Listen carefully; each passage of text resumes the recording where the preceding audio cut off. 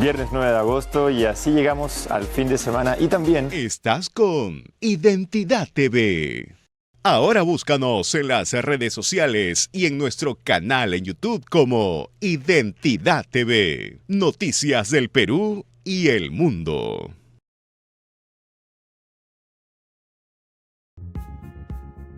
Es momento de probar un buen café. Café Solar de Samaniego.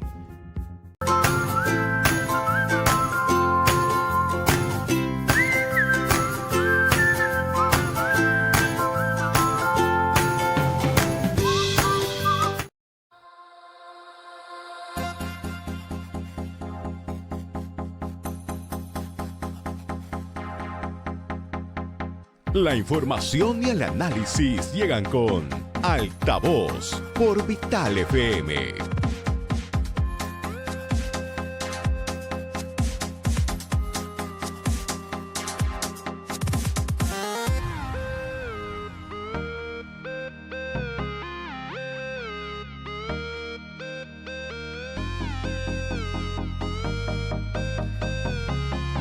Muy buenos días, bienvenidos a Altavoz en Vital 91.1 FM. ¿Cómo hemos amanecido, Aarón Salomón? Buen día a todos, finalmente viernes y comenzamos con una buena noticia. Rumi, ¿qué tienes para contarnos en el ámbito económico? Definitivamente, y es que el Banco Central de Reserva decidió ayer reducir la tasa de interés de referencia de la política monetaria en 25 puntos básicos, y esto es importante. Estaba en 7.75, lo ha bajado a 7.50.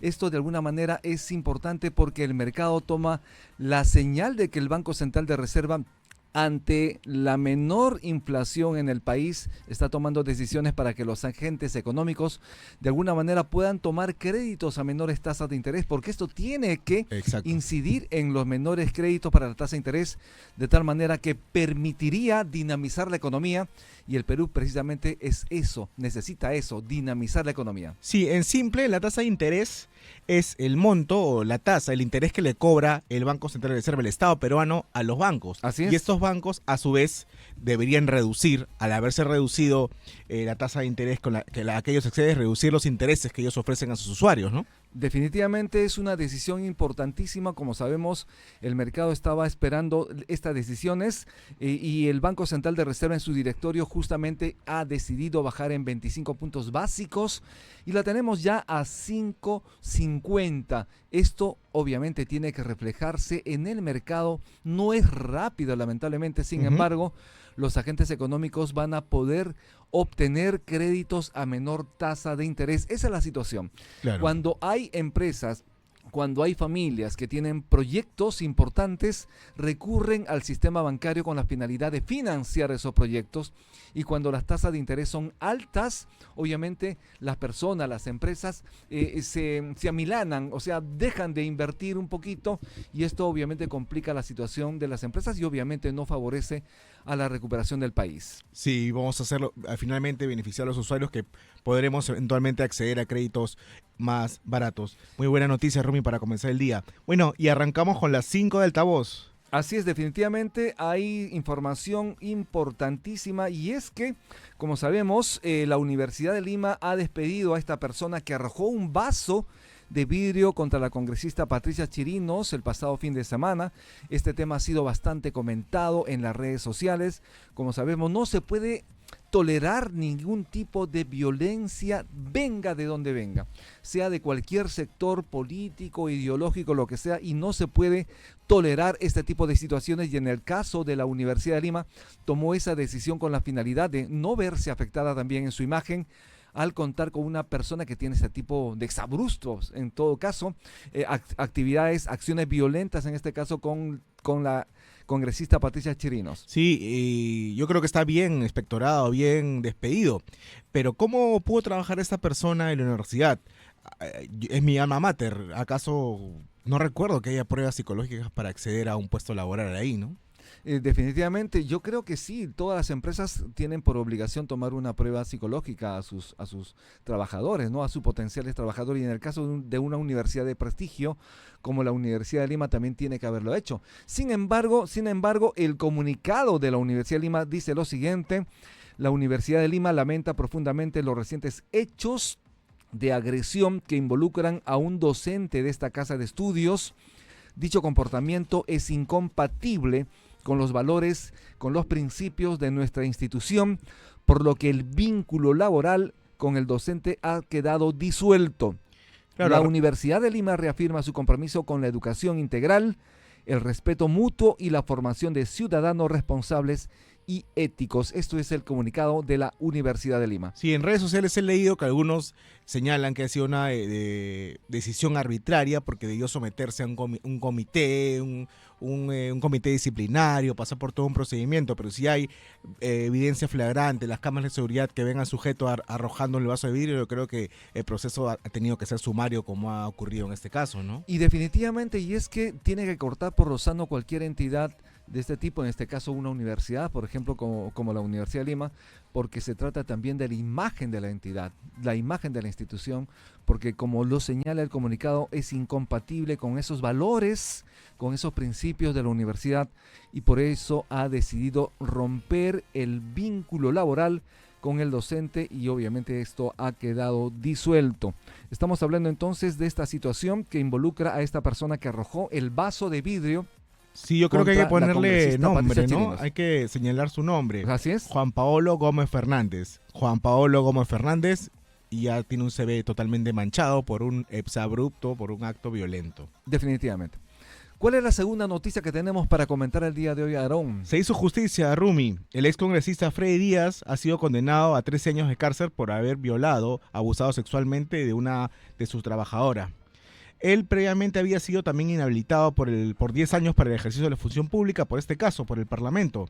Los hechos ocurrieron la noche de 26 y las primeras horas de 27 de julio del 2022 en la oficina de su entonces despacho congresal, donde hizo toda una juerga, ¿no? Se veía botellas de licor, preservativos usados, y la señorita salió violentada y ella misma tuvo los ovarios para denunciar, y qué bien que se haya hecho justicia, Rumi. Definitivamente, el Ministerio Público precisamente emitió un comunicado al respecto donde señala que la Segunda Fiscalía Suprema Penal logró condena de 13 años y 4 meses de pena privativa de la libertad contra el excongresista de la República, Freddy Díaz Monago, como autor del delito de violación sexual agravada, justamente en agravio de una servidora de su despacho congresal.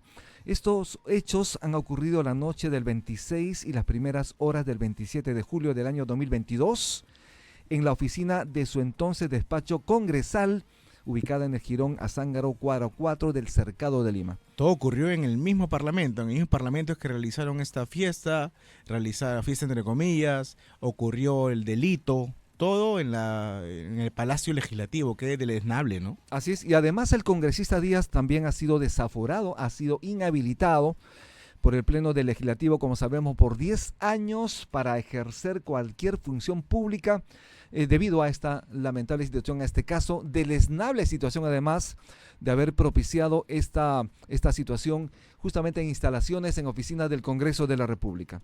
De acuerdo, vayamos con la siguiente noticia.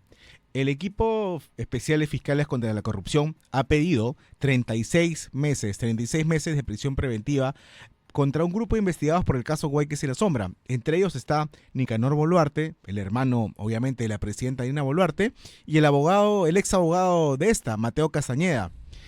El requerimiento de FICOP que le diera la fiscal Marita Superior Barreto precisamente se va a ver este viernes más tarde. Así es, y la solicitud de cárcel provisional también alcanza a los investigados Jorge Luis Ortiz Marreros, exdirector de la Dirección General de Gobierno Interior, pero también contra Zenobia Griselda Herrera Vázquez y los hermanos Jorge y Noriel Chingay Salazar.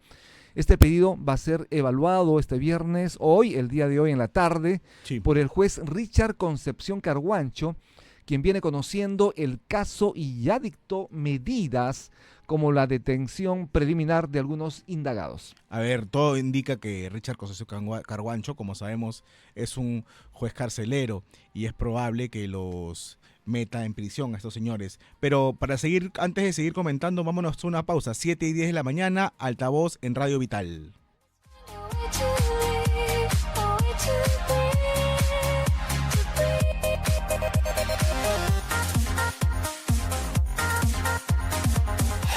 Estás con Identidad TV. Ahora búscanos en las redes sociales y en nuestro canal en YouTube como Identidad TV. Noticias del Perú y el mundo.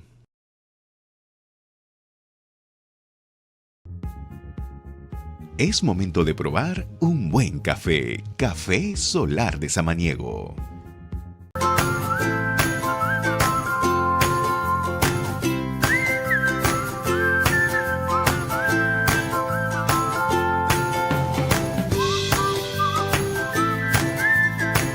Estás con Identidad TV. Ahora búscanos en las redes sociales y en nuestro canal en YouTube como Identidad TV. Noticias del Perú y el mundo.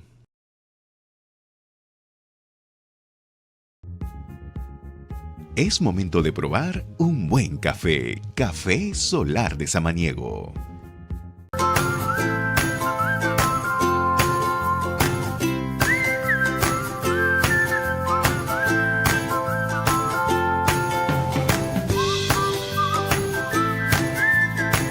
Estás con Identidad TV. Ahora búscanos en las redes sociales y en nuestro canal en YouTube como Identidad TV. Noticias del Perú y el mundo.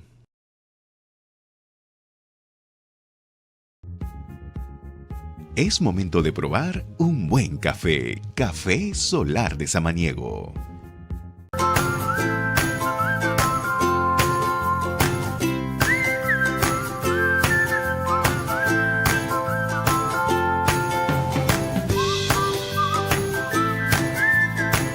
Estás con Identidad TV. Ahora búscanos en las redes sociales y en nuestro canal en YouTube como Identidad TV. Noticias del Perú y el mundo.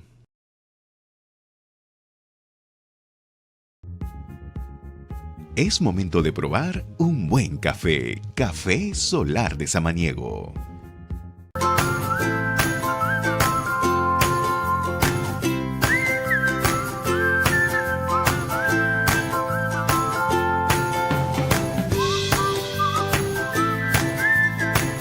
Estás con Identidad TV.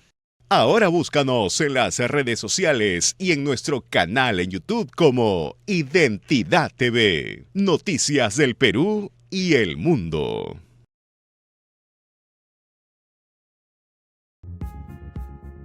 Es momento de probar un buen café. Café Solar de Samaniego.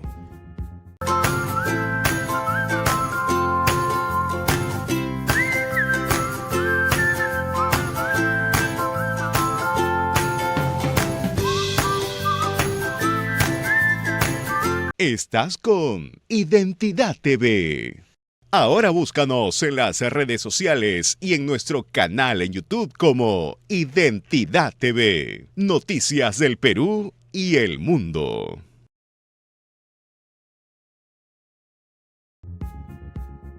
Es momento de probar un buen café. Café Solar de Samaniego.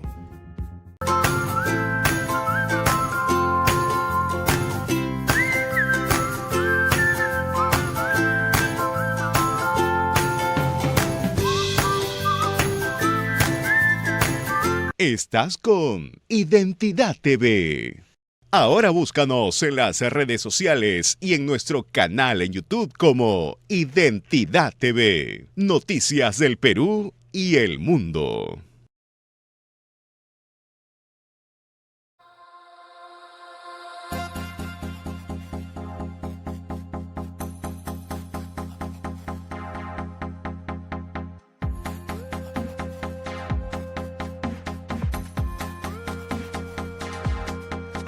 Siete y 15 de la mañana, estamos en altavoz en Radio Vital 91.1 FM.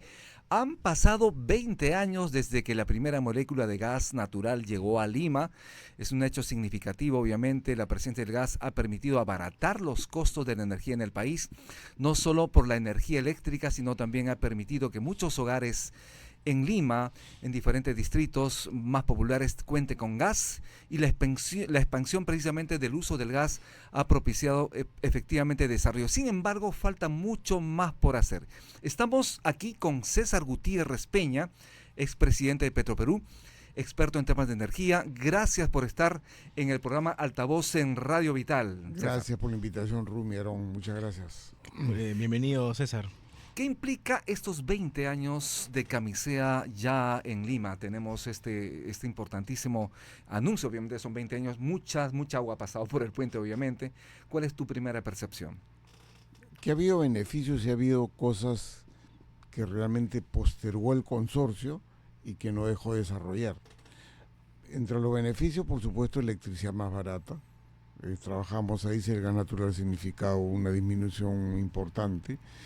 A nivel del sector automotriz, por supuesto, el gas natural vehicular permitió el desarrollo del sistema de taxis, que acá es particular prácticamente, y que el ahorro respecto a la gasolina permitió que los taxistas renovaran unidades, porque teníamos un parque muy viejo. Así es. Y todo el dinero se le iba en el combustible. Permitió eso. En la industria, cambiar el diésel, el residuar por gas natural, que es más barato y más limpio. Y a nivel domiciliario, bueno, reemplazar parte del GLP, aunque no se puede universalizar porque hay sitios donde tender red es oneroso, a pesar que se da mucho la masificación del gas. Pero hay una agenda pendiente, porque también el consorcio no todo ha sido Importantísimo. buenas actitudes, sino ha tenido actitudes también, yo diría, desagradecidas con el Estado peruano. De eso vamos a hablar. En el caso, por ejemplo, de la electricidad, como sabemos, el electrón.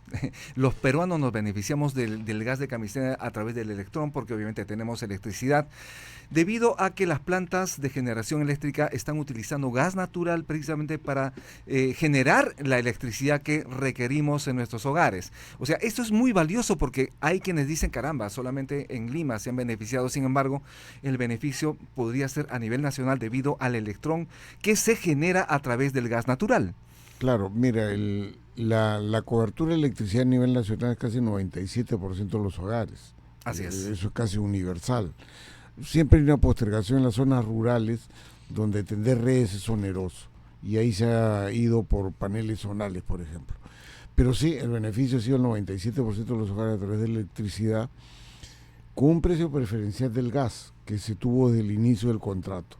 O sea, la diferencia entre el gas para electricidad y el gas para no eléctrico es de 1 a 8.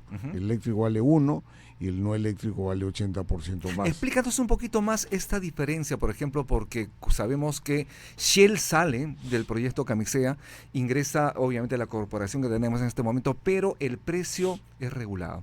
¿Es así? ¿O es explícanos un poquito sobre el precio? Digamos, el precio es libre para el no eléctrico. Ajá. Pero para el eléctrico se tomó un precio preferencial, de tal manera que se puso una proporcionalidad. Si el eléctrico era 1, el no eléctrico era 80% más. Entonces, el tema es que el precio eléctrico, que en cierta forma es un precio preferencial más que regulado, porque establece una divergencia de 80% respecto al precio no eléctrico, eso ha beneficiado mucho porque tienes electricidad relativamente barata. Así es. Y para hablar un poco de comparación de precios, la electricidad en base a gas natural, el costo variable es como $40 de unidad de energía, $1 megavatio hora. Y en el caso, si fuese diésel, que es lo que usaba antes, eso vale 200, 40 versus 200. Eso es importante. Muchos han dicho, y es hora que ese 1 los inseres en 1.8. Eso significaría subir en 30% el 40%, que seguiría siendo barato, o sea, convertiría en 52. Pero, de todas maneras, ese cambio nadie se ha decidido hacerlo. Es un tema traumático subir 30% el precio de generación eléctrica. Y bueno, el Perú se ha beneficiado de un precio de electricidad bastante barato, bastante competitivo. Los principales beneficiarios han sido los mineros, que se toma casi el 30% de la demanda eléctrica. y lo ha vuelto muy competitivo respecto a los mineros de Chile, por ejemplo. Claro que sí. Entonces, ha tenido un efecto importante, eso no se puede negar. En 20 años, ¿cuánto crees tú que el Perú puede haber ahorrado precisamente en este tipo de costos? No tengo esa cifra porque hablan de miles de millones de soles y eso lo habla el consorcio. Ajá. Y lo volantea y le ha dado 30.000 millones de soles al Cusco. Ajá. Yo le diría, pues usted haga 30.000 millones de soles al Cusco y le ha dado al fisco 30.000 millones de soles más, porque el Cusco toma el 50% de las regalías. Ujú. Pero tenga usted en cuenta que usted ha ganado 34% más que eso, porque el consorcio Camisea, las utilidades netas, es el 30% de los ingresos brutos. Claro que sí. Creo que es un tema, ya quisieran muchas empresas tener eso. Definitivamente es un negocio muy rentable. El ministro de Energía y Minas, Rómulo Mucho, ha señalado, ha estimado que lo que el país habría ganado por concepto de canon, de regalías, sería aproximadamente 20.000 millones de dólares.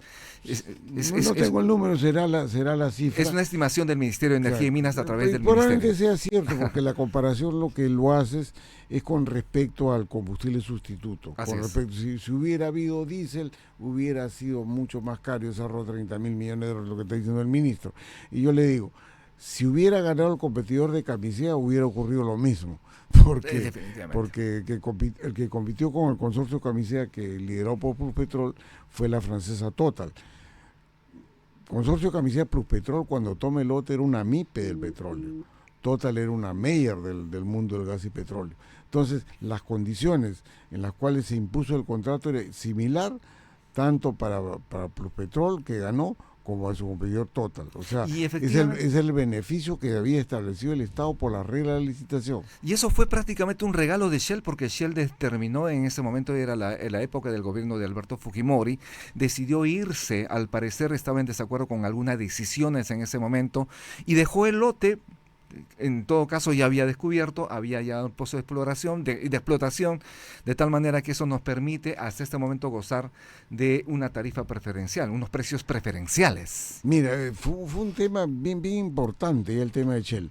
En el año 96, Shell firmó un contrato con el gobierno Fujimori, que le llaman el contrato del siglo. Claro. Pero que no era el contrato del siglo, era un acuerdo para que dentro de 2 años veamos la posibilidad de desarrollar el gas. Voy a estudiar el mercado, eso era. Lo que pasa es que Fujimori lo volantea como el contrato del siglo, porque en ese momento Telefónica estaba colocando acciones en Nueva York, Telefónica del Perú, y la noticia fue exitosa. Pero ahí hubo un cálculo recíproco que ambos se equivocaron, porque Fujimori pensó que si ajustaba a Shell no se iba a ir. Shell había invertido $200 millones. Uh-huh. En ese momento para nosotros $200 millones era toda la plata del mundo. Uh-huh. Pero una petrolera como Shell era caja chica. Entonces, que en ese momento está asociada con Móvil, ¿no? Sí, estaba asociado con Móvil, Shell Móvil.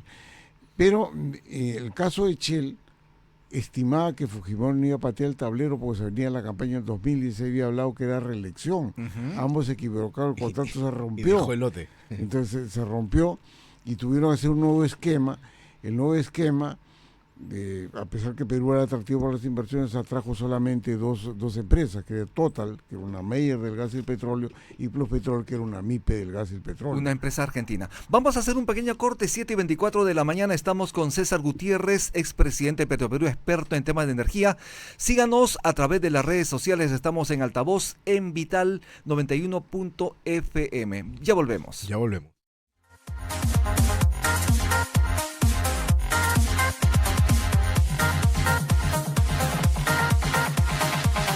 Estás con Identidad TV. Ahora búscanos en las redes sociales y en nuestro canal en YouTube como Identidad TV. Noticias del Perú y el mundo.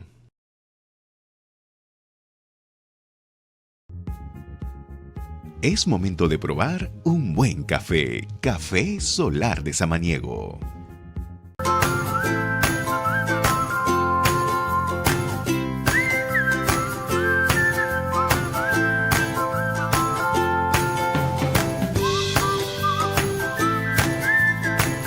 Estás con Identidad TV.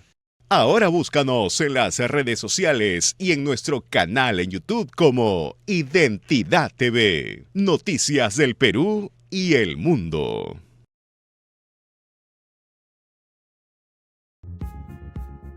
Es momento de probar un buen café. Café Solar de Samaniego.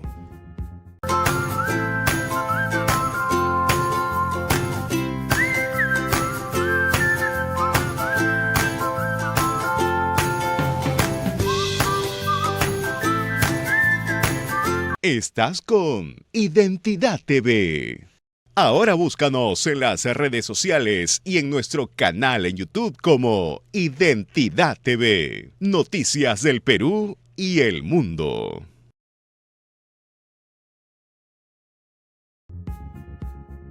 Es momento de probar un buen café. Café Solar de Samaniego.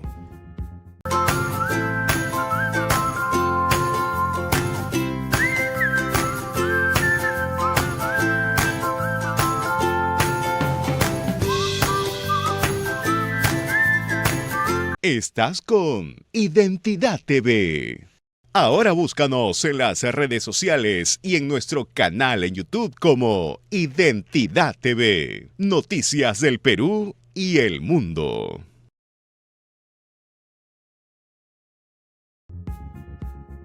Es momento de probar un buen café. Café Solar de Samaniego.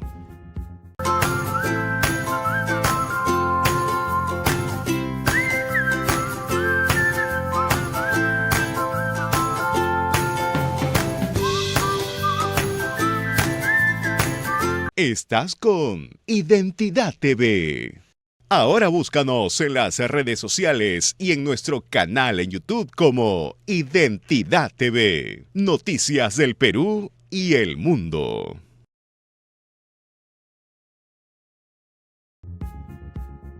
Es momento de probar un buen café. Café Solar de Samaniego.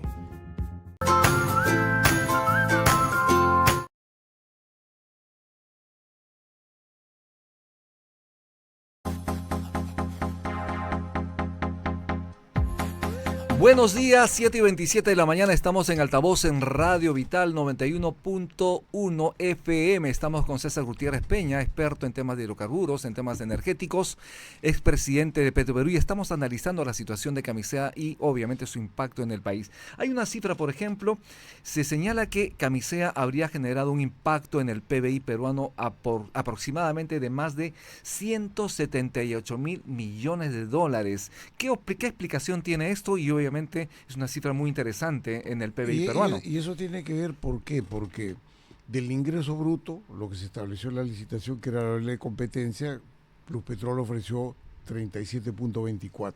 Entonces, cuando hablas de esto, tiene que ver un poco con lo que dejó al Estado de ese 37.24%. Así es, regalías. De regalías, claro, y de los cuales el 50% va a la región, digamos, a la región Cusco, tanto el gobierno regional con los gobiernos locales, ¿no?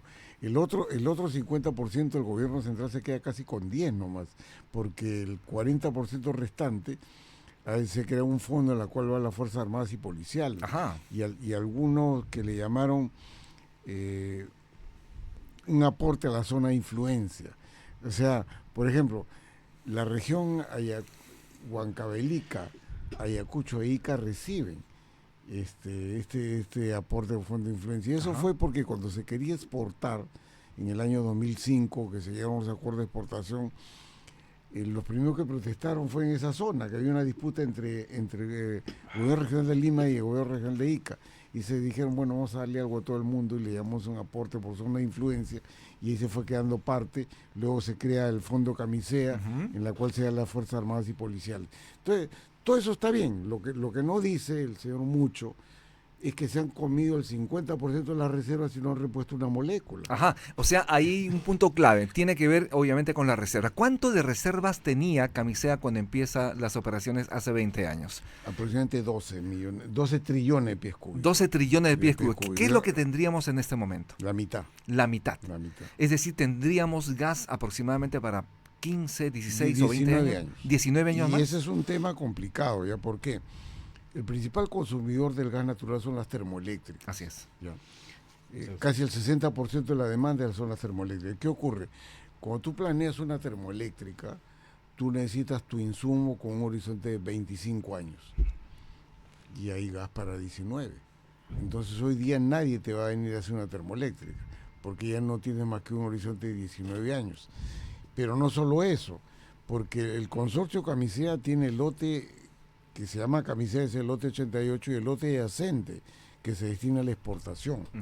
Y en el tema de la exportación la situación es mucho más dramática, porque tenemos reservas solamente hasta el 2031. Ajá. Entonces, la pregunta es, ¿y en el 2031 qué vamos a hacer? ¿Le decimos a la planta que está en Papa Mechorita, ya se acabó el gas Andavete? ¿O van a querer tomar reservas de Camisea? Y además hay un momento donde hay un fuerte impulso gubernamental para cambiar la matriz energética, obviamente para que más personas puedan cambiar sus autos a que usan diésel hacia el gas natural, pues obviamente es más barato utilizar el gas natural, y obviamente las casas también, los domicilios en el país. Pero hay un punto importante, como sabes, César, que tiene que ver con el gas para los cusqueños, para los ayacuchanos, para la gente que está en provincia, las familias que quieren gozar del gas natural en sus casas, en sus domicilios, en sus termas, en sus cocinas, y todavía no les llega el gas. Cusco, departamento productor del gas de Camisea, no tiene gas. En Quillabamba tienen que pagar precios exorbitantes por un balón de GLP, por ejemplo. ¿Qué hacer? ¿Cómo ves esta situación? Ya, dos cosas, ¿no? Estamos hablando de GLP y gas natural. Así es. Porque en los yacimientos sale conjuntamente gas natural con GLP. La producción del GLP se ha venido declinante. O sea, cuando empieza la operación en 2004 y casi hasta el 2015 exportábamos GLP. De 2015 para adelante la producción declinante, cero exploración en reservas, pues no tienen ninguna obligación ni les interesa. Hemos empezado a importar GLP. El 35% de la demanda es GLP importado. Ahora, disculpe por interrumpirte, ¿y es por eso que ha aumentado el precio, el costo del GLP? Porque ha venido a nivel ascendiente, ¿no? Sí, bueno, el costo GLP refleja el precio internacional, que son las reglas del mercado acá, porque los combustibles son el precio de mercado. Sí, porque para un taxista ya no es tan rentable tener GLP, es prácticamente igual que la gasolina, cuando ¿no? exportamos, el precio era el de la importación. Claro. O sea, con reserva o sin reserva, el precio ha sido al final de importación. Ya, el problema es que el GLP ha venido producción declinante, y la producción declinante ha hecho que abastezcamos el mercado local 35% de importación. Ese es un tema. Pero el tema del gas, y me parece una grave carencia que el Cusco tenga que tener abastecimiento de GLP. El GLP viene a Pisco. Y en Pisco regresa en camiones al Cusco. Así es. Es un despropósito. Por GLP. Y además hay lugares en el Cusco cerca al lugar de explotación del gas donde la gente cocina con leña. O sea, no llega ni el GLP y la gente cocina con leña. Claro, comer con leña, o sea, una comida riquísima, sin embargo, pues eso no es, pues teniendo el gas al costado, teniendo el gas en tu territorio, no puedas tener de alguna manera. Digamos, el GLP yo le llamo el combustible de la inclusión social, porque es mucho más fácil y mucho más barato que suministrarlo que el gas natural por redes. Se habla mucho de la masificación y yo me he convertido en un anti-masificación. Ajá. Mira, y más bien a favor del GLP. ¿Por qué?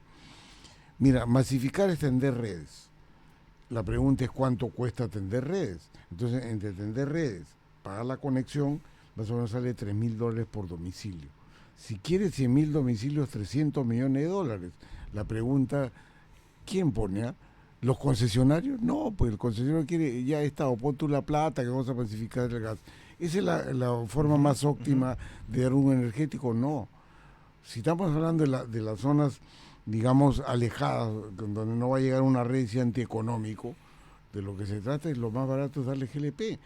El gobierno de Humala creó un fondo, se llama el Fondo de Inclusión Social Energético, conocido como FICE. El FICE. Claro, el FICE ha permitido que 1 millón de hogares se abastezcan con GLP. Si quisiéramos hacer algo, pues podemos financiar parte del GLP y saldría mucho más barato que tender redes. Entonces, si queremos utilizar óptimamente los recursos del Estado y queremos inclusión social energética, hay 1.700.000 hogares en el país de Rumi que usan leña o carbón. Sí, va a ser imposible tender redes en Cusco, por ejemplo. En Cusco, entonces plaza principal de Cusco. Una visión demagógica y una prédica demagógica de los concesionarios. Le digo, ya quieren masificación, pues pon tu plata y lo recupera vía servicio. No lo van a hacer. Quiere que el Estado les ponga la plata y que ellos administren las redes y rentar. Eso no es posible. Lo mejor en esos casos es el GLP, que es importado y lo que quiera, sí, pero esa es la forma más óptima de utilizar los recursos que administra el Estado, porque el FICE no es dinero público, es dinero del público. Todos pagamos el FICE, vía la electricidad, vía el GLP, vía inclusive lo que tiene gas natural. Entonces, si todos ponemos el FICE y el Estado administra el FICE, tenemos que exigirle la forma más eficiente de utilizarlo. Algo importante, César, que creo que se debe tener en cuenta, y es que en algún momento lo hemos conversado hace muchísimo tiempo, y es que que llegue el gas de Camisea a Lima, o sea, no ha sido gratis, nos ha costado a todos. Es decir, todos los usuarios del sector eléctrico hemos pagado que el gas de Camisea llegue a Lima. Cuéntanos un poquito del tema. Sí, mira, cuando se licita el gas en febrero el gas de Camisea en febrero del año 2000, inmediatamente tenía que hacer una obra adicional, el tubo para traer el gas. Así es. Porque se había licitado la explotación de yacimientos. Se tenía que transportar a través de, claro, obviamente, tuberías. Y entonces cuando se licita el transporte, se licita la redistribución. El problema es que Pluspetrol estaba participando en el transporte y la redistribución porque el socio que tenían, que era Gas Natural de España, se les fue en el camino. Pluspetrol se convierte en socio de transporte y distribución, que no es su trabajo es explotador de campo. Así es. Esa es su chamba. Entonces, ¿qué ocurrió? Que esto se otorga el 2000, se firma el contrato en diciembre de 2000 en el gobierno de Paniagua, Fujimori había dado la licitación y Paniagua firma el contrato, y ahí nomás en el año 2001 se cae el gobierno de la Rúa. Las empresas argentinas no eran sujetos de crédito. Ajá. Y el Estado peruano se había comprometido a entregar una partida con cargo al usuario que le llamaba garantía de red principal, con el cual se financiaba el ducto. Pero el compromiso del Estado era, cuando estés operando, le cargo al consumidor y tú de ahí te vas cobrando, porque es tu financiamiento del ducto. Y es que realmente allí yo recuerdo que en los recibos de electricidad de todos los peruanos llegaba un concepto garantía por red principal, GRP. Y la gente no sabía de qué se trataba. Es decir, los usuarios hemos estado subvencionando esa construcción. Claro, entonces, ¿qué ocurrió? Que las reglas eran, ese aporte, el GRP que tú dices, se comienza a dar al consorcio cuando estés operando, agosto del 2004. Okay. Pero como vino el problema de Argentina y de la Rúa, el Estado fue magnánimo y en buena hora, porque se necesitaba completar la obra, y comenzó a darle el dinero adelantado a partir del año 2002. Entonces cambió el contrato para favorecerlos y me parece bien.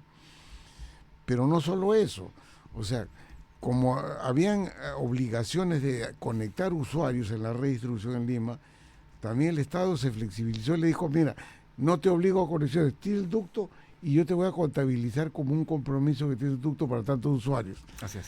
Esa flexibilización del Estado no ha sido correspondida por el consorcio. A mí me parece bien que le hayan dado esa flexibilización, pero me parece mal que cuando se habló de petroquímica, no, el contrato es sagrado, está escrito sobre piedra, ¿no? Cuando había que dar el gas eléctrico, no, ya no hay gas. Cuando había el gasoducto sur, pero no me alcanza la reserva.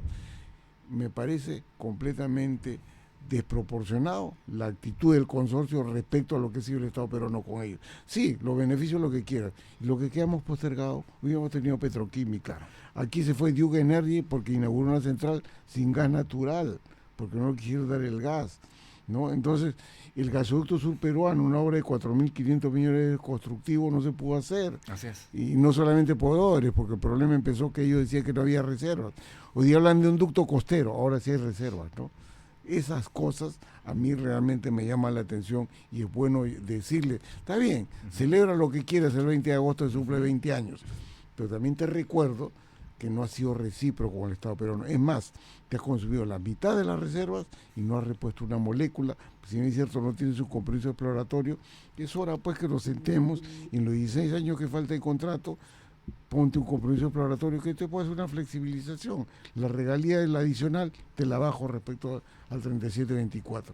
Ese ¿Tú tipo crees, de cosas ¿y crees que de alguna manera el Ministerio de Energía y Minas está adecuándose a estos requerimientos? Porque el país obviamente va a necesitar de mayor energía, de mayores recursos de gas. Le tiene miedo, Rubén. ¿Tiene miedo? Le tiene miedo. ¿Por qué tiene miedo? Pues que el sacrosanto, el contrato ley, pues no. No, vas a atentar contra la estabilidad jurídica. Sí, yo he atentado contra la estabilidad jurídica a favor tuyo. Te di la garantía adelantada, te di las conexiones potencialmente, las conexiones reales. Yo he sido magnánimo. Pero cuando yo voy a pedirte una cosa razonable, como decir, te pongo un compromiso preparatorio que no hay, no está en el contrato, y te flexibilizo la regalía, paga menos, ¿qué te parece? Ah, no, estabilidad jurídica. Y eso es lo que apelan, pues me parece mal, porque creo que cambiaron las condiciones y que es necesario también una reciprocidad. No te pido que me regales. ¿Significa entonces que se requiere una suerte de renegociación Por para supuesto, posibilitar por una supuesto, mayor por exploración de gas supuesto. natural? Y además la misma renegociación podría decir, siempre te has opuesto a la petroquímica. Aquí hubieron 3 proyectos petroquímicos frustrados, Ajá. Nitratos del Perú, Protexa y CFI de Industria, Protexa de México. ¿Qué ocurrió? La petroquímica necesita un precio preferencial del gas. Podríamos aprovechar de decir, oye, mira, dale un precio preferencial del gas y te doy un precio preferencial de regalías también, con lo cual pasa de equilibrio económico.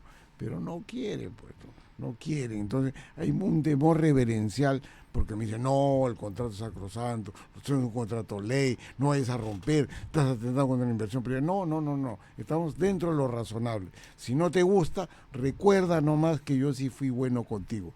¿Quién fue bueno? El Estado peruano, con varios gobiernos, con Paniagua y con Kuczynski. 7:41 de la mañana estamos conversando con César Gutiérrez Peña sobre el tema de Camisea. 20 años de Camisea en el país, eso es importante, ha generado desarrollo, pero también hay puntos importantes que deben considerarse. Esto es Altavoz en Radio Vital. César Gutiérrez Peña, estamos hablando también de regiones que se necesitan, que requieren de gas. Como sabemos, estaría también muy pronto terminando la concesión de Cálida, ¿no es cierto? Cálida ha distribuido el gas en los hogares de muchos distritos en Lima y está llevando ya el gas a distritos como Surco, por ejemplo, La Molina, Camacho, en diferentes lugares que todavía las residencias no están decidiendo a llevar el gas a sus hogares, a sus cocinas, a sus termas. Sin embargo, el país entero requiere de energía, requiere de gas. ¿Qué hacer al respecto? ¿Cómo adelantar esa posibilidad de que más peruanos se beneficien de este recurso? Mira, la masificación del gas, yo soy un opuesto total. Nuevamente lo dijiste. ¿Por qué? Porque esa no es la mejor forma de asignar los recursos del Estado. Ok. Cálida, que está bien, ha cubierto el 50% del universo de hogares de Lima y Callao, el 50% en 20 años. No estamos hablando en un año. En 20 años. Ahora pretende que le den a dedo una ampliación de la concesión en 7 regiones adicionales. Y yo digo, no, pues, o sea, si usted quiere eso, ¿qué le correspondería al Estado? Vamos a concursarlo, pues. Compite usted conoce muy bien el Perú y sabe cómo se maneja. Concursamos y aquel que gane por una variable de competencia que nos creamos en el camino, ese tendrá el derecho. No, pero se me acabe el contrato, yo hago la economía del contrato si tú me das 7 regiones más. No, pues a dedo no. O sea, aquí tenemos que ser transparentes y no nada a dedo. Hagamos por eso competencia. Si usted te compite solo porque nadie viene, bienvenido, se lo doy, pues. Pero pongamos reglas. Entonces, ellos tratan de decirnos que hay que darle a dedo. Yo soy un opuesto a eso. Yo creo que es época de competencias y si no hay postores y te presentas solo en buena hora, te lo doy, pues. Libre competencia, es importante que hayan ofertas diferentes para que Claro. los peruanos Y entonces, ¿cuál es el beneficiemos, ¿no? discurso? Sí. ¿Cuál es el discurso? Ah, no, pues el Estado tiene que incentivar la masificación un ratito. Si hablamos de masificación, pon tu plata, pues ya. Y recuperamos con tu plata. Pero ¿quieres que el Estado te lo ponga? No me vengas a mí a asusar contra el público que no estoy cumpliendo como Estado. César, entonces, es una utopía, son sueños de opio tener redes en todo el país y que todo el país funcione Por con gas, supuesto que sí, de gas, por supuesto que gas sí. natural. Mira, y es gas oneroso a la caja fiscal, Aarón, es oneroso. O sea, el Estado peruano no tiene para poner $300 millones por cada 100.000 usuarios. Estamos hablando de 8 millones de hogares y ahorita llegamos a 1.8 millones. Entonces no hagamos demagogia. Y lamentablemente los gobernantes se dejan llevar por el discurso de la empresa. O sea, no se trata de ser enemigo de la empresa. Lo que se trata es perfecto, vamos con la racionalidad de vida. Claro. Y bueno, el señor Rómulo mucho repite pues lo que la empresa le da, ¿no? Entonces, ¿cuál es la iniciativa? ¿Qué hacemos en los próximos 16 años del contrato? ¿qué hacemos con las reservas? ¿Y cuál ha sido la respuesta? Mira que he encontrado al sur de Camisea una reserva anunciada hace 2 Lo ha días. señalado recientemente el ministro Rómulo Mucho, Y que no hay le una puedo decir reserva. más, no puedo decir más, dice que Pluspetrol buscó, estuvo perforando, entonces continúan reservas, porque no, operador no ha habido. ¿Cómo es esto? Por favor, díganos, señor Mucho, ¿por qué tiene que guardar la reserva del caso? Entonces, a mí me genera suspicacia y la verdad me genera indignación esa forma tan sumisa de manejarse en relaciones con empresas privadas. Yo estoy de acuerdo con la empresa privada, pero seamos equilibrados, seamos recíprocos. Tenemos que pensar en función de los intereses del Estado, de todos los peruanos. César, refrescanos un poquito las cifras. Nos señalaste hace un momento que al inicio de Camisea teníamos una cantidad de gas. 12 trillones. ¿Cuánto tenemos hasta este La momento y mitad, cuál es la 6. perspectiva? A ver, repítenos las cifras. Mira, 12 llegamos a 6, nos llevamos la mitad. Okay. Ya, entonces, ¿qué ocurre? En el lote 88, que es Camisea, de los cuales se alimentan las eléctricas con precio preferencial y no eléctricas, tenemos para 19 años. ¿De dónde salió 19 años? Del libro de reserva del Ministerio de Energía y Minas y al ritmo de consumo actual. No es que me haya inventado yo la cifra. Divide usted las reservas del consumo actual, ya está, 19 años. No hay incentivo para eléctricas. Las eléctricas necesitan 25 años. Segundo, exportación, lote 56. Se le acaban a ustedes las reservas dentro de 7 años. ¿Qué hacemos? A ver, un compromiso exploratorio lo requerimos. Y eso no hay.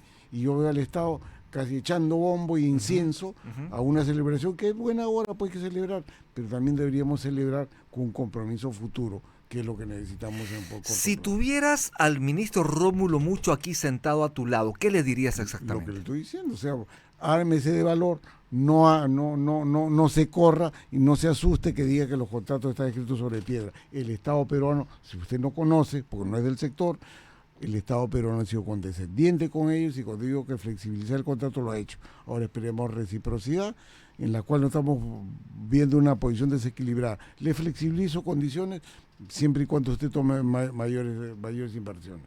Araún. De acuerdo, César. Queda pendiente entonces, muchas gracias por la entrevista. Queda pendiente conversar sobre Petroperú. Te invitamos la próxima semana y muchas gracias por participar de Altavoz en Radio Vital. Muchísimas gracias. Estuvimos con César Gutiérrez, expresidente de Petroperú, experto en temas de energía. Hacemos un corte 7:47. Manténgase en Altavoz en Radio Vital 91.1 FM.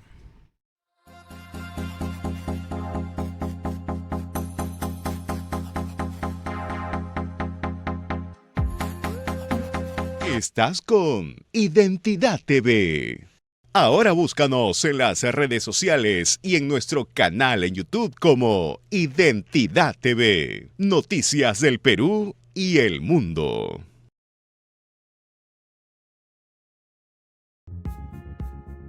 Es momento de probar un buen café. Café Solar de Samaniego.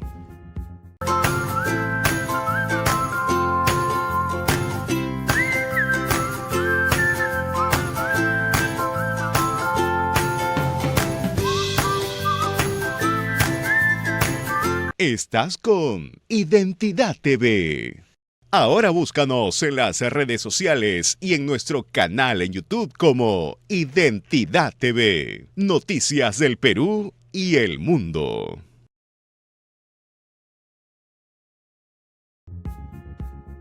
Es momento de probar un buen café. Café Solar de Samaniego.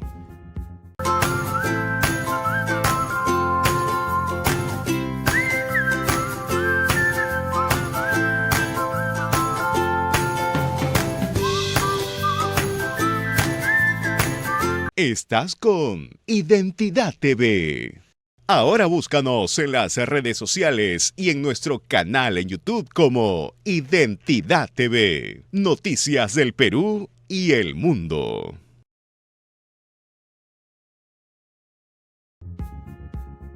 Es momento de probar un buen café. Café Solar de Samaniego.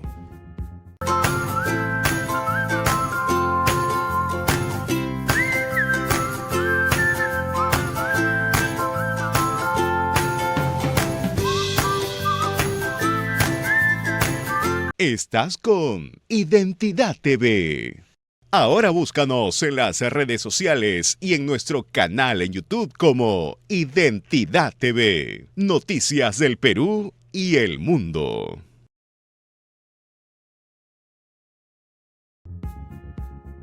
Es momento de probar un buen café. Café Solar de Samaniego.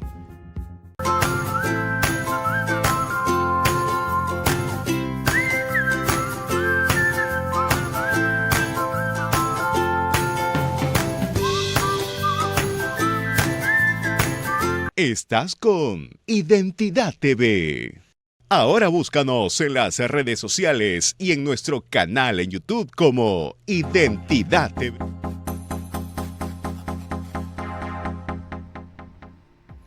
Estamos de vuelta en Altavoz, en Radio Vital, y a su vez estamos en línea con la doctora, la ex ministra de Justicia, Adela Muñoz. ¿Qué tal, doctora? Buenos días, gracias por aceptar la entrevista.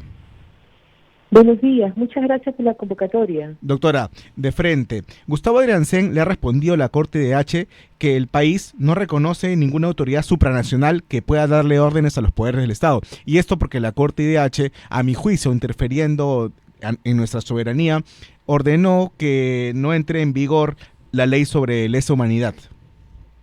¿Usted qué opina al respecto? Mire, allí es bastante discutible porque cuando el Perú firma la Convención Americana se somete a la competencia de la Corte y luego nuestra propia Constitución trae un artículo en el cual señala que la instancia de cierre de la sede nacional es el Tribunal Constitucional, luego de lo cual se puede recurrir a la justicia supranacional. O sea que en el tema del sometimiento, en el caso concreto, el asunto es claro. Y también el Perú está sometido a otras cortes, a la Corte Penal Internacional, a la Corte de la Haya, al Tribunal Andino de Justicia y a otras instancias, ¿no? Entonces, ese para mí no es el problema central. El asunto es de que en un proceso, en ejecución de sentencia, la Corte Interamericana está abordando temas que no formaron parte del contencioso. Incluso en ejecución de sentencia, o sea, cuando ya se dio una sentencia, se vienen dictando medidas cautelares. Todas estas situaciones no están previstas ni en la Convención Americana, Estatuto ni Reglamento de la Corte. Es una zona de nebulosa. Entonces, allí, ¿qué cosa es lo que va a ocurrir? La Corte, según el artículo 65 de la Convención y el 30 del reglamento que la regula, va a tener que poner en conocimiento de la Asamblea General de la OEA la situación de incumplimiento en que se encuentra el Perú. ¿Qué cosa puede hacer el Perú? Aparte de contestar en el expediente, y luego volvemos a este punto, el Perú también puede presentar ante la misma Asamblea una queja contra los magistrados, porque entiende tales y cuales razones, ¿no?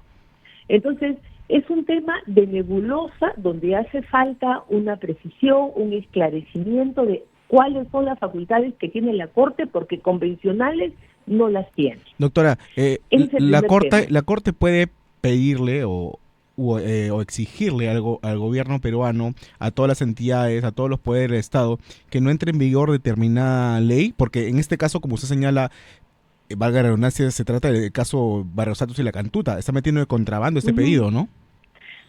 Mire, de poder sí podría, pero ocurre de que ese tema no formó parte de la cuestión contenciosa, del litigio.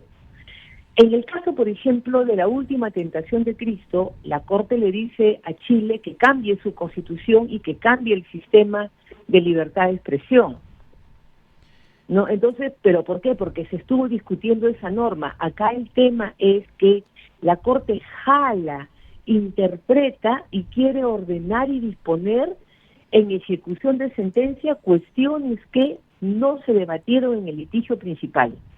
Doctora, y tampoco se hizo caso omiso a la orden de la Corte IDH de revertir el indulto de Alberto Fujimori, y al final no sucedió nada, pero tampoco, conversando con diferentes abogados, no se puede estar en ese plan de desobedecer a esta entidad supranacional, porque como se señala, estamos adscritos al Sistema Interamericano de Derechos Humanos, ¿no?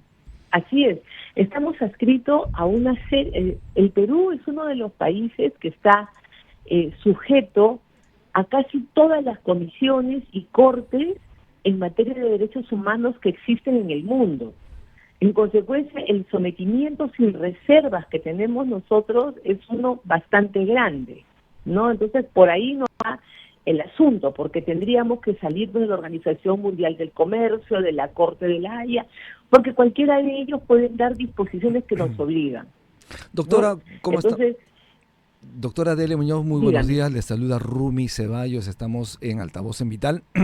¿Y usted cómo evalúa este cumplimiento de las recomendaciones de la Corte Interamericana de Derechos Humanos por parte del gobierno peruano? Porque obviamente había algunas exigencias. ¿Cómo usted evalúa esta situación?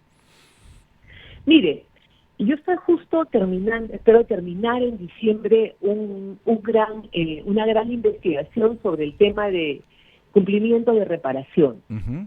¿Por qué? Porque este es el gran problema de la Corte. No lo tiene solamente con Perú. En el último informe que presentó, la Corte reportó que tenía miles de reparaciones pendientes de cumplimiento por los más diferentes países en los cuales o a los cuales había dictado sentencias en contra, ¿no? ¿Y cuál es el problema? Que la Convención no le reconoce ninguna facultad de ejecución de sentencias a la Corte. El único artículo que habla de la ejecución de sentencias dice que los estados cumplen de buena fe y en el artículo 2 con remisión a su norma interna para todo lo que son pagos y compensaciones. Es todo, ¿no? En consecuencia, es un vacío el que existe. Uh-huh. Y en el caso, por ejemplo, de la situación de violencia en algún momento contra el gobierno de Dina Boluarte, que ha propiciado obviamente las muertes de las que se ha comentado tanto y ha llegado también a estas instancias, ¿cómo se está viendo el caso? ¿Cuál es la percepción que usted tiene? ¿Cómo se podría resolver esta situación? Ya, allí es completamente distinto, porque es un informe de país que lleva a cabo la Comisión Interamericana por invitación del Estado peruano, ¿no? Entonces es completamente distinto. Es un informe que tiene más de 40 recomendaciones que van desde investigación y sanción a los responsables, cambiar normas sobre discriminación, ver el tema de que la libertad de prensa no continúe discriminando y afectando a las... O sea, tiene 42 recomendaciones, ¿no? Eso es un informe que el Estado peruano viene trabajando a nivel de un grupo de coordinación con la Comisión Interamericana.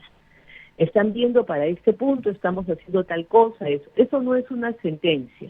Esos son de pronunciamientos que hizo la Comisión ante una convocatoria por la situación de violencia.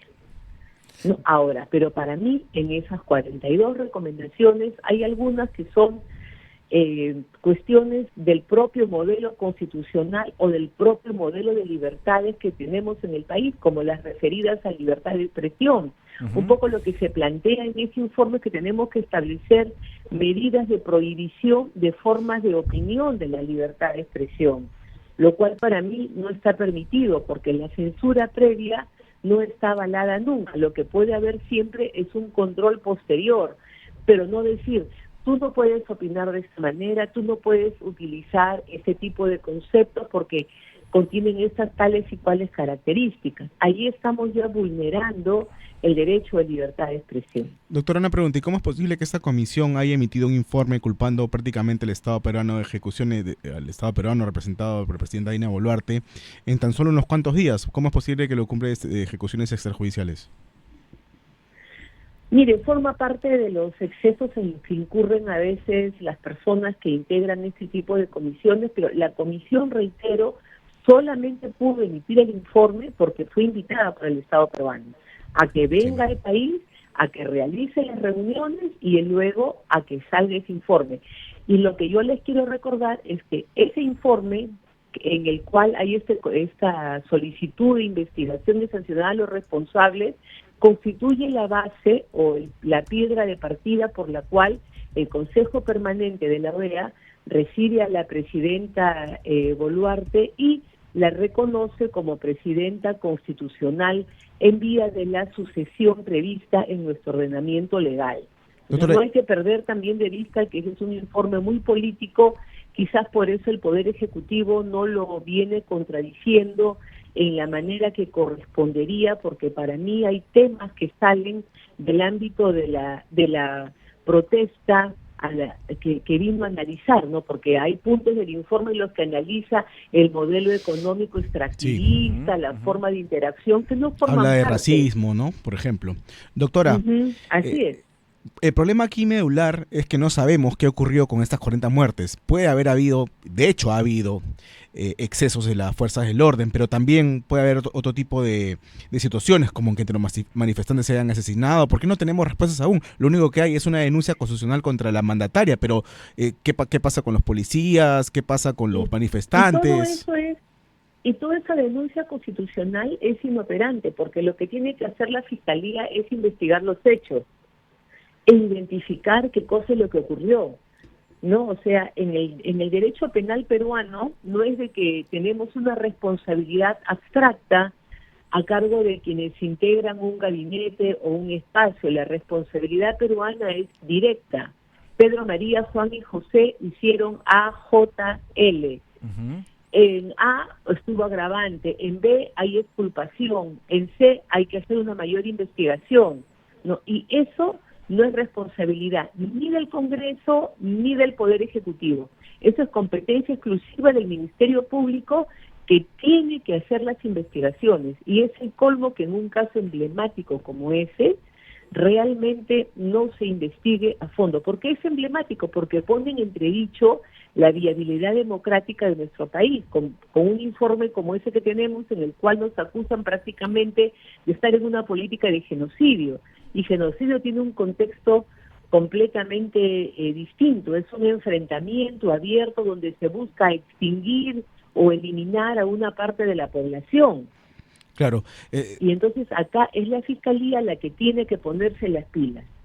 De acuerdo. Doctora, ¿podemos ir, o antes, si no tienes una pregunta, Rumi? No, vayamos a una pausa, por favor. Le pedimos a la doctora Delia Muñoz que se mantenga en la línea 8:02, y a usted también, que está en la señal 91.1 de Vital. Estamos en altavoz. Ya volvemos. Ya volvemos.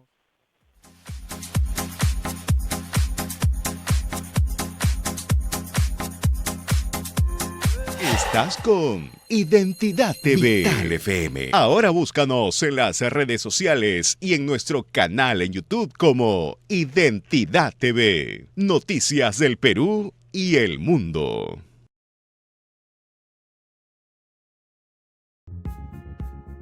Es momento de probar un buen café. Café Solar de Samaniego.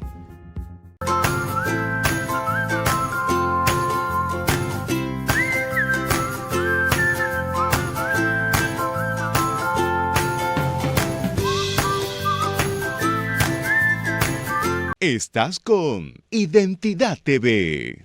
Ahora búscanos en las redes sociales y en nuestro canal en YouTube como Identidad TV. Noticias del Perú y el mundo.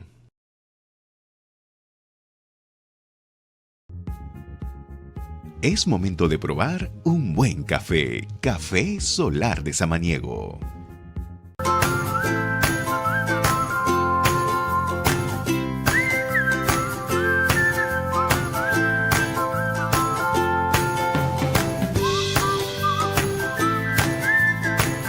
Estás con Identidad TV. Ahora búscanos en las redes sociales y en nuestro canal en YouTube como Identidad TV. Noticias del Perú y el mundo.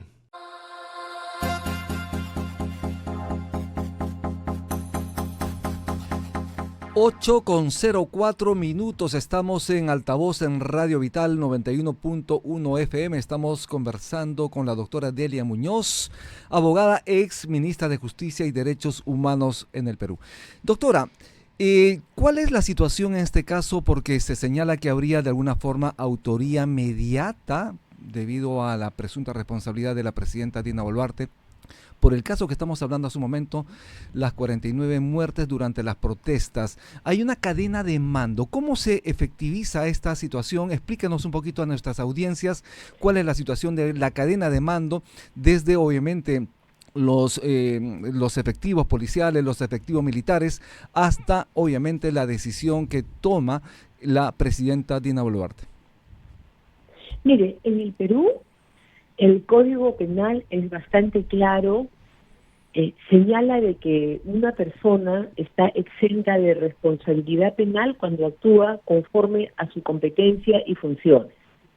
En consecuencia, la Presidenta de la República, si actuó como comandante en jefe, en tanto Presidente de la República, cumpliendo sus funciones, no habría mayores cuestionamientos.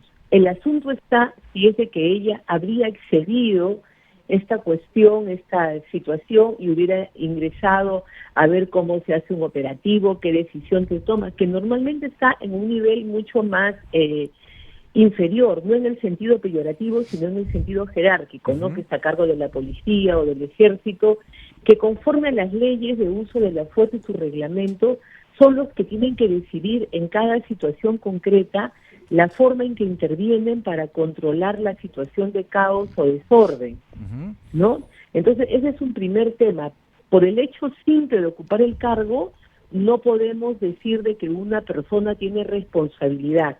¿Por qué? Porque nuestro sistema penal exige la imputación objetiva del delito. O sea que usted va a ser responsable en tanto su conducta lo llevó a transgredir pautas. Claro, doctora, el ¿no? problema... Entonces, ese es el gran tema en discusión. Lo que pasa es que ante la demora de la Fiscalía frente al informe de la Comisión Interamericana y de otras entidades privadas, se va contando una narrativa de vulneración de derechos que de repente ocurrieron o no lo sabemos, porque la única verdad oficial la tiene que dar el Ministerio Público. Sí, el problema también es que la Fiscalía acomoda el caso. Digamos, si la Presidenta, según yo creo, no ordenó ejecutar a nadie, asesinar a nadie, porque al principio recordemos que ni siquiera se pudo utilizar balas de goma, también se saca la tesis de que no evitó que se produzcan estas muertes. O sea, de todas maneras va a ser responsable. Eso es interpretación que la Fiscalía puede plantearlo como hipótesis de caso. Luego, en el proceso, en la investigación, los abogados defensores tendrán que ir mostrando las pruebas y si llegan a un eventual juicio oral, la Fiscalía tiene que demostrar cuáles fueron esos actos. Entonces, toda esta cuestión previa, por eso está prevista que sea reservada, para preservar los derechos, tanto de las víctimas como de los acusados, porque si no se generan estas polémicas donde se afectan principios como los de presunción de inocencia o de acceso a la verdad, ¿no? Y yo reitero nuevamente, aquí a quien me tenemos que hacer presión es al Ministerio Público, porque tiene que esclarecer esta situación. La imagen política del Perú, la imagen internacional, no se puede ver afectada por esta situación lerda de investigar y precisamente de omisión que presenta la Fiscalía, ¿no? Doctora Delia Muñoz, ¿y cómo interpreta usted que el Congreso haya rechazado varias veces tramitar la denuncia en su contra, en contra de la presidenta Dina Boluarte respecto a las muertes en las protestas? Porque al parecer, obviamente, la población, la ciudadanía identifica como que hay, entre comillas, contubernio entre el Congreso y el Ejecutivo. Precisamente la están limpiando en el Congreso de estas investigaciones. Miren, es evidente de que todo juicio político tiene ese componente. Yo soy de la opinión que lo más aconsejable siempre es que los procesos procedan y que uno vaya a ser investigado, y es allí, en esa investigación estelar, donde cada parte puede señalar sus posiciones y hacer que la verdad salga a la luz. Aquí, cuando uno ve los documentos, las pruebas que han vertido los más diferentes sectores, tanto los internacionales como otros privados internacionales, encuentras que hay una serie de situaciones que pueden mitigar el planteamiento de que estamos frente a un delito. Igualmente, hay unas 2 o 3 situaciones donde hay unas muertes que, desde mi punto de vista, no tienen justificación porque ocurren cuando alguien está corriendo o está de espaldas, que son situaciones no solamente prohibidas en la doctrina, sino en el propio reglamento y las propias normas que regulan el uso de la fuerza en el Perú, ¿no? Entonces, pero eso hay que determinarlo en sede Judicial. Claro, Mientras de tanto, acuerdo. todo será comentario nuestro. Definitivamente el Congreso, como sabemos, a mediados de julio decidió rechazar ese trámite de la denuncia constitucional en contra de la presidenta Dina Boluarte, y la Subcomisión de Acusaciones Constitucionales decidió obviamente declararla improcedente. Ante los ojos de la ciudadanía, obviamente esto se malinterpreta de alguna forma, porque no queda bien. Estamos hablando de un Congreso bastante desprestigiado, estamos hablando de un Congreso que tiene muy baja aprobación de la ciudadanía, y obviamente cuando, en este caso, por ejemplo, deciden no investigar, no conceder, no declarar procedente, digamos, este tipo de investigación en la Subcomisión de Acusaciones Constitucionales, como que se desfigura un poquito la imagen que tiene por parte de los ciudadanos, de las audiencias, respecto a una institución importantísima como el Congreso. ¿Qué opina usted? Es así, ¿no? La población tiene una percepción y que se va formando por lo que hacen los actores políticos y por la información que recibimos de los más diferentes medios de comunicación, los cuales tienen una posición crítica frente a los hechos. Y como no conocemos la verdad jurídica, entonces esto sirve pues de campo de cultivo para que todas estas teorías de impunidad, de contubernio, sigan creciendo. ¿No? Y se acrecenta ahora cuando la presidenta, o a través de los abogados de la presidencia del Consejo de Ministros, se presenta una demanda competencial para truncar toda investigación. Doctora, Entonces, sí. el ánimo con el que estamos los ciudadanos es de que, bueno, se quiere tapar todo, y eso no está bien. Doctora, y mi pregunta es, ¿acaso la presidenta puede ser denunciada en funciones por homicidio y lesiones graves y leves, como ha planteado el fiscal de la Nación interino Juan Villena? Si él sabe que no puede ser denunciada según el artículo 117 por estos delitos, ¿por qué lo hace? Porque vienen interpretando que la protección del artículo 117 no cubre las etapas de investigación preparatoria o preliminar, y que solamente funciona a partir del momento de realizar la acusación, que es otra etapa procesal distinta.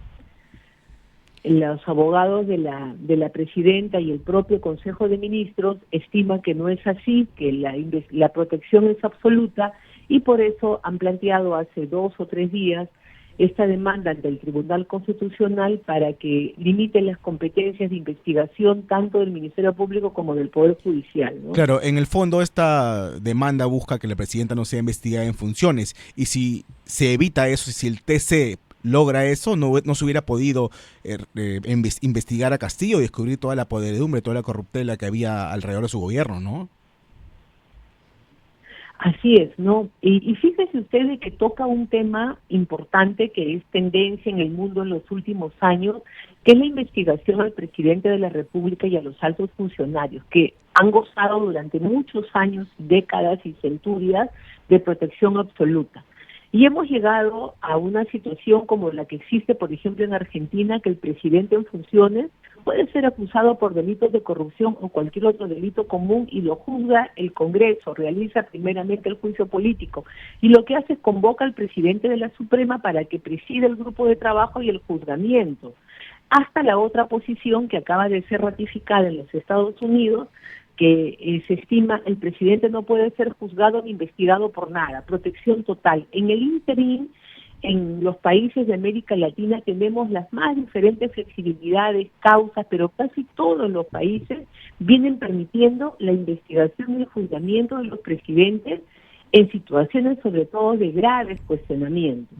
Claro. Entonces, esa es la tendencia. ¿Por qué? Porque se quiere transparencia, se está luchando contra la corrupción, se quiere evitar el mal abuso del poder que trae el cargo electo. Claro, y además si esperas que el presidente deje de serlo, no vas a poder cautelar el material probatorio que vas a poder conseguir en ese momento, ¿no? Luego cuando deje el poder ya va a poder esconder todo debajo de la almohada, debajo de las sábanas. O al revés también, ¿no? Si no hay el juzgamiento ahora, la investigación, se pueden trabajar muchas pruebas en las cuales el presidente o la presidente no va a poder participar, no va a conocer de ellos, y pues luego van a ser incriminatorias, ¿no? También puede jugar en contra. De otro lado, doctora Delia Muñoz, desde su punto de vista, ¿cuáles serían los principales desafíos que enfrenta en nuestro país el sistema de justicia? ¿Qué medidas usted consideraría prioritarias para una posible reforma? Mire, Hay muchísimos temas. Para mí, el principal enemigo del sistema está dentro y se llama la provisionalidad de los jueces. En los propios informes estadísticos, tanto del Ministerio Público como del Poder Judicial, queda claro que el 60% de los jueces son provisionales. Se encuentra en giro una gran convocatoria que ha hecho la Junta Nacional de Justicia de miles de plazas para cubrir esa provisionalidad. Ojalá que se pueda avanzar con eso, porque un juez provisional es un juez débil, es un juez que tiene temor, es un juez que no necesariamente va a estar proclive a aplicar la norma conforme corresponde y de acuerdo a su leal entender. Ese es el primer gran tema que para mí tiene que ser afrontado. El segundo tema es de que tenemos que establecer mecanismos donde la conciliación sea un arma realmente efectiva. Hoy en día solamente sirve para que la audiencia de conciliación retrase el inicio del proceso 1 año o 2 años. Y luego las personas van y dicen, no concilio, y recién comienza el proceso, sin ninguna sanción para las partes. Tiene que comenzar a sancionarse al que litiga sin fundamento y al abogado que permite esa asesoría sabiendo que está en un juicio que ya tiene precedentes, que necesariamente se va a perder y se usa el sistema judicial como un mecanismo para no cumplir obligaciones, como no entregar la casa, no pagar una deuda, no firmar una escritura pública, cosas cotidianas que nosotros vemos todos los días. En consecuencia, la reforma es primero jueces formales que sean titulares del cargo y luego tiene que haber una conciliación y sanción a los terceros, a los que usan el sistema. Y de ahí para adelante ya podemos continuar conversando en otra serie de medidas. Doctora, desde la percepción de la ciudadanía es que existiría en el sistema judicial corrupción. ¿Qué medidas considera usted efectivas para combatir esta lacra, la corrupción en el país, obviamente en todas las esferas y mucho más en el sistema judicial? Porque los ciudadanos, las empresas están esperando que haya justamente predictibilidad y además que haya una suerte de honestidad por parte del sistema judicial para realizar sus inversiones, para poder realizar sus actividades diarias. ¿Cuál es la percepción de usted respecto al tema? Mire, el tema de la corrupción que puede existir, yo pienso que la mayoría de los jueces suelen ser honestos, hay unos cuantos sí que pueden ser un poco pillos, pero lo que más afecta es la duración. O sea, hay más de 4 millones de expedientes pendientes de ser tramitados en el sistema. En consecuencia de eso, pues genera la muerte lenta, porque hay que tener dinero. A usted le deben 2.000 soles y tiene que hacer un juicio, pagar un abogado para que en 4 años le paguen. ¿No? Esa es la situación sin que haya corrupción. Justicia que tarda Entonces, no es justicia, obviamente, doctora. Exactamente. Ahora, doctora, los que tienen grandes intereses se van al arbitraje. Claro. Doctora, en ese Y nos sentido, quedamos en el poder judicial solamente usted y yo. en ese sentido, ¿cuánto cree, haciendo un paréntesis, cuánto cree que demore el juicio del caso Cócteles? Uf. Yo no soy penalista, no soy procesal penalista, pero de lo que converso con los profesores que enseñan esta materia, le auguran una gran duración, salvo que la presidenta de la sala establezca que no es necesario actuar todas las pruebas porque están referidas a lo mismo, o haya aceptación de los hechos. En consecuencia, si los hechos están aceptados, no se necesitan actuar todas esas pruebas para acreditarlos, ¿no? Esa sería la única salida, que la presidencia regule la actuación de las pruebas para que tenga no 10 o 5 o 4, sino un proceso de 1 año, 2 años, ¿no? Que sea, fíjese, un proceso de 1 o 2 años es lo que se considera un proceso rápido. Porque son más de 40 imputados que cada uno puede presentar diversas acciones, diversos recursos, ¿no? Doctor, y en el caso del financiamiento, en este caso el presupuesto que requiere el sistema judicial, como sabemos, la máxima autoridad de la Corte Superior de Justicia ha pedido recursos, se requiere mayor presupuesto. ¿Qué hacer en función del próximo año? Como sabemos, en agosto debe ya ingresar, obviamente, los proyectos de presupuesto para el año fiscal 2025. ¿Qué hacer respecto a los pliegos presupuestales para el sistema de justicia en el país? Mire, es bien interesante el tema. Yo que sigo lo que es el funcionamiento del sistema judicial, el actual presidente ha preparado unos informes de cómo se necesitan instalar estos espacios de juzgamiento, estos juzgados de flagrancia, sobre todo, ¿no? Y cuánto cuesta instalar cada juzgado, cuánto se necesitan para poder atender la carga. Y pide una propuesta donde está absolutamente detallado el costo de cada persona, cada módulo. Entonces, él tiene esa base para poder reclamar el presupuesto adicional que ha colocado sobre la mesa. ¿No? Ojalá que las autoridades del MES vean ese detalle, ese plan de trabajo que está colgado en la página web del Consejo Ejecutivo del Poder Judicial, y realmente prestarle atención, porque la crisis que vivimos en el sistema es terrible. Más allá, pongamos a un lado el tema corrupción, la simple demora sin que haya corrupción hace de que yo considere inviable reclamar o continuar con mi reclamo. Para eso se requiere de tecnología, se requiere modernizar el sistema judicial y especialmente, obviamente, en el manejo de los expedientes electrónicos. Obviamente, como usted lo ha señalado, también lo ha ratificado, justicia que tarda no es justicia, y obviamente las personas que recurren a este sistema judicial están esperando, obviamente, que sean más expeditos, más céleres, más rápidos en cuanto a este procedimiento. En función del tema de tecnología y modernización del sistema, ¿qué propone usted, doctora? Es absolutamente fundamental. El año pasado me dediqué mucho a trabajar derechos humanos y tecnología, observando cómo era este criterio del acceso a la justicia para el uso de la tecnología. La tecnología se usa no solamente para el expediente digital, sino para calificar si la demanda presentada reúne todas las pruebas, sistematizar las pruebas. Y hay procesos como, por ejemplo, todos los reclamos en servicios en España se manejan con inteligencia artificial. Sí. No, o sea, no me devolvieron, no me pagaron, ahí ya no hay nada, hay criterios nada más de aplicación de la norma. Se utilizan también para dar medidas cautelares, y en general la tecnología ayuda mucho a que el juez pueda manejar la información del expediente y realmente dedicarse de frente al análisis del caso, en vez de estar viendo que la foliación, que todo. No es como usted. Antes, para buscar una noticia en el archivo, tenía que irse a la biblioteca y revisar 40 tomos distintos. Hoy en día usted pone un buscador y pone agua potable 2020-2022 y le dan todo el resultado. Entonces usted ya de frente analiza. Lo mismo, la tecnología hoy es la mejor herramienta que podemos tener para poder realizar cualquier actividad.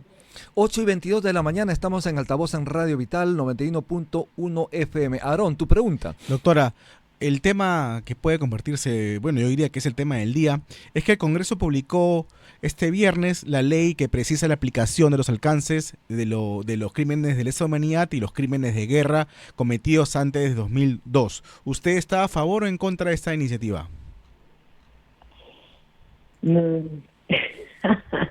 Bueno, yo considero de que la ley está vigente y va a corresponder al Poder Judicial establecer si hace o no un control difuso de la aplicación de los preceptos que en ella están, tanto de la imposibilidad del juez de hacer un control como del plazo de vigencia establecido, ¿no?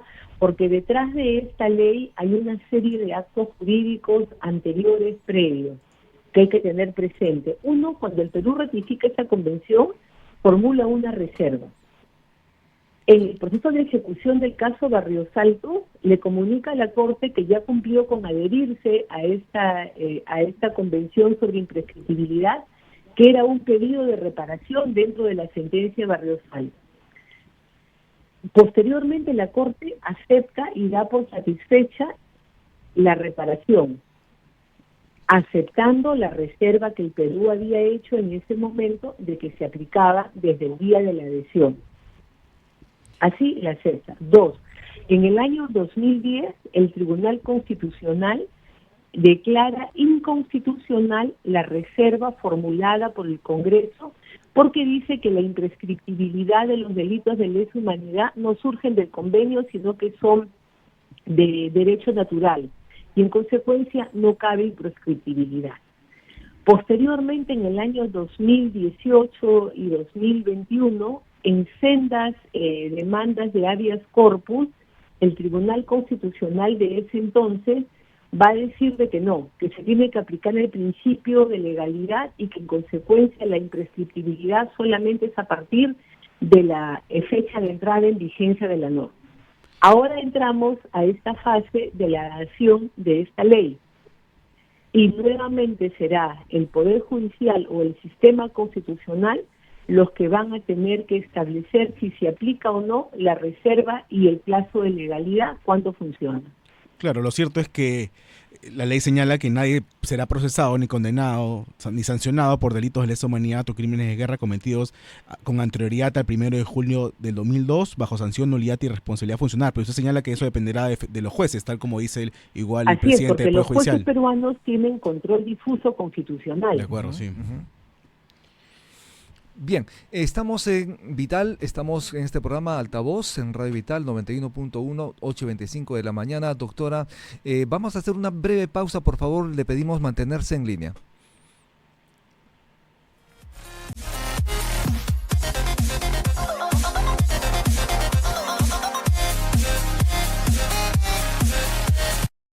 Estás con Identidad TV. Ahora búscanos en las redes sociales y en nuestro canal en YouTube como Identidad TV. Noticias del Perú y el mundo.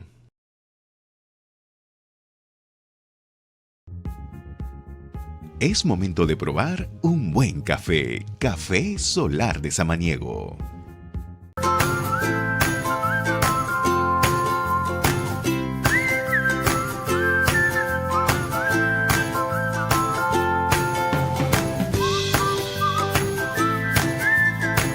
Estás con Identidad TV.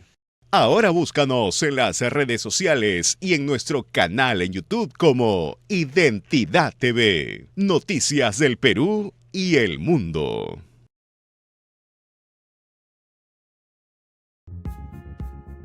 Es momento de probar un buen café. Café Solar de Samaniego.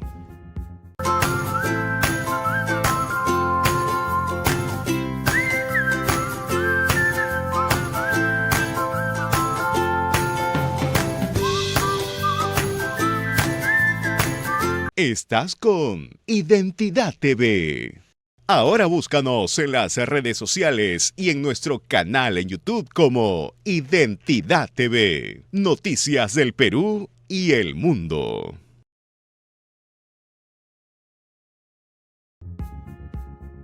Es momento de probar un buen café. Café Solar de Samaniego.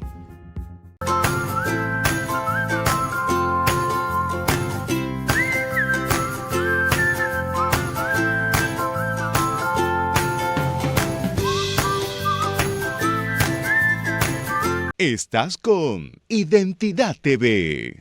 Ahora búscanos en las redes sociales y en nuestro canal en YouTube como Identidad TV. Noticias del Perú y el mundo.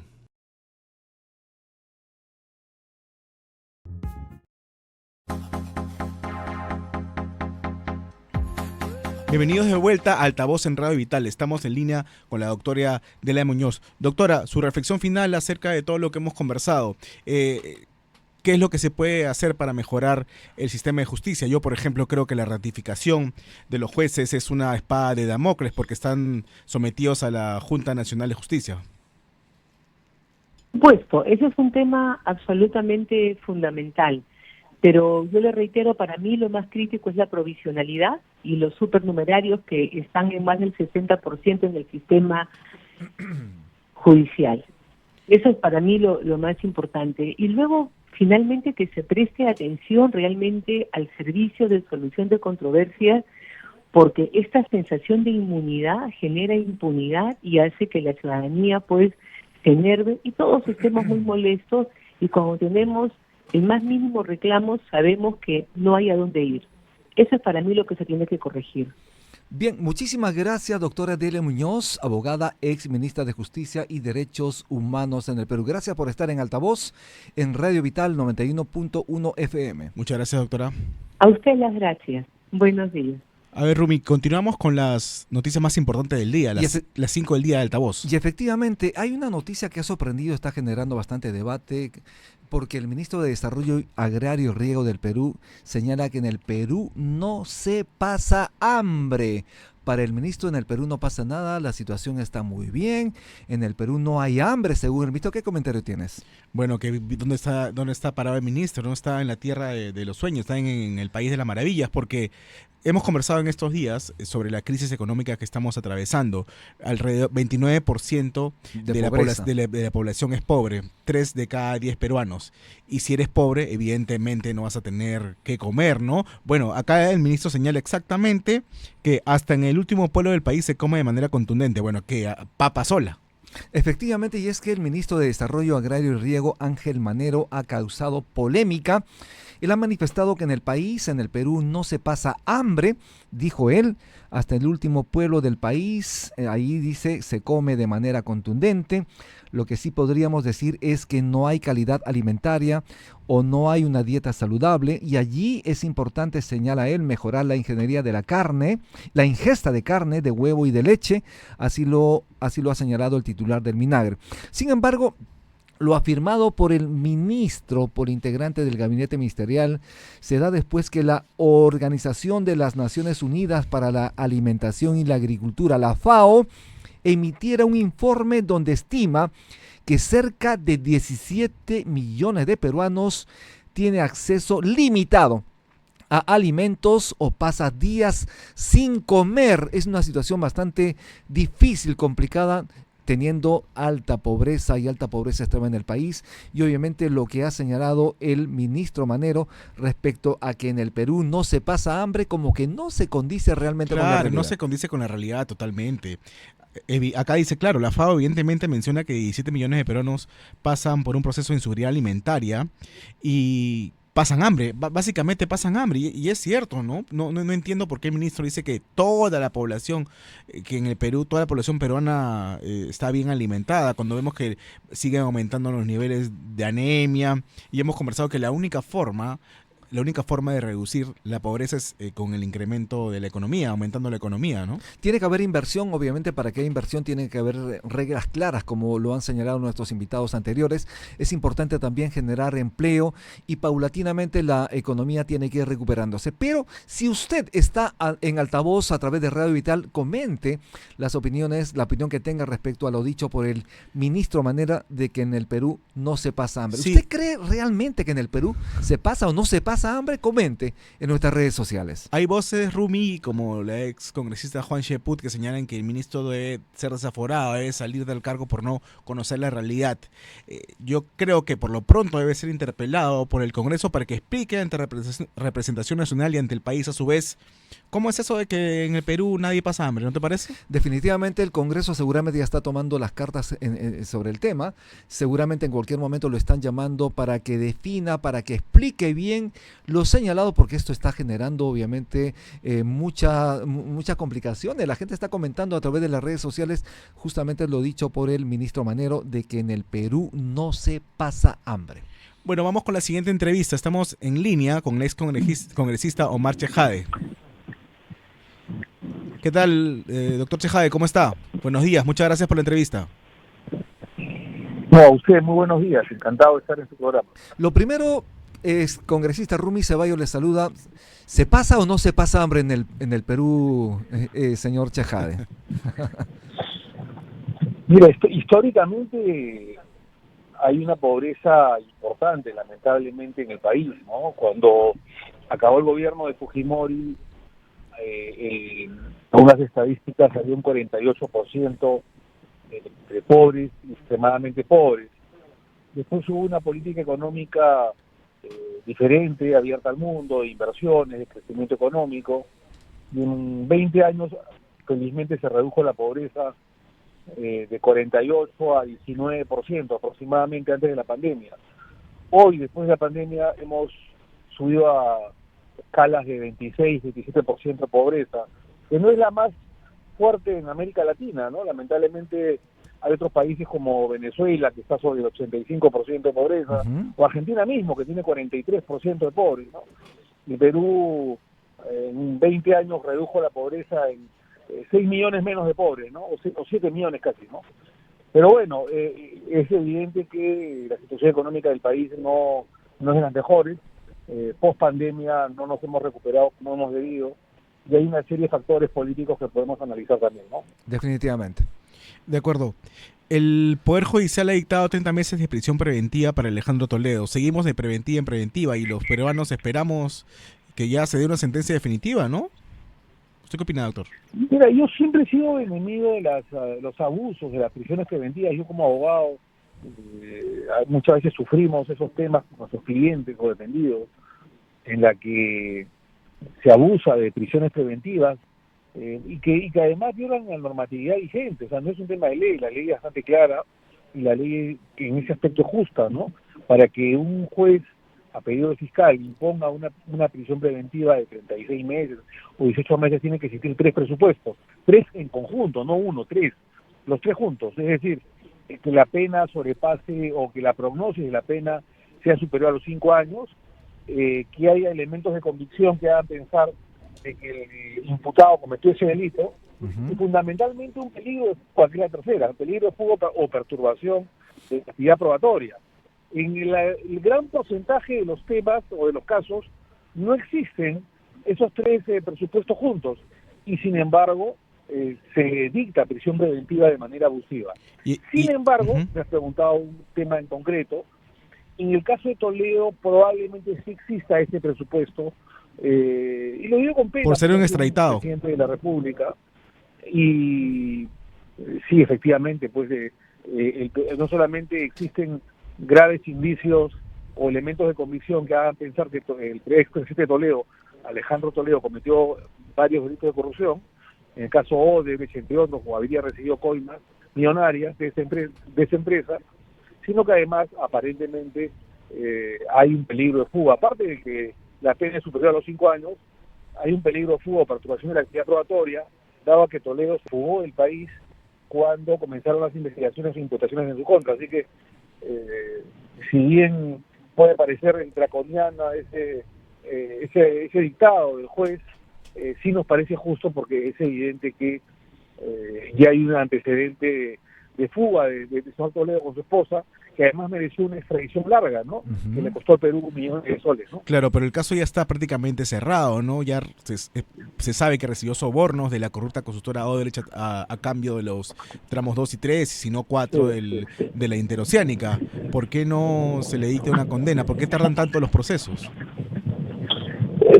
Porque lamentablemente la justicia en el Perú es lenta, es execrable lo que la justicia se demora, el sistema es lento, a pesar que han habido cambios en la normatividad procesal vigente. Hay un nuevo código procesal, es el que está juzgando Toledo, que es más célere, más rápido, pero sin embargo o hay jueces demasiado burocráticos o fiscales, o el sistema lamentablemente no tiene el apoyo logístico, presupuestario, para que se ejecute de la mejor manera el Código Procesal Penal, ¿no? Que fue justamente aprobado para acelerar los procesos, entre otras cosas, ¿no?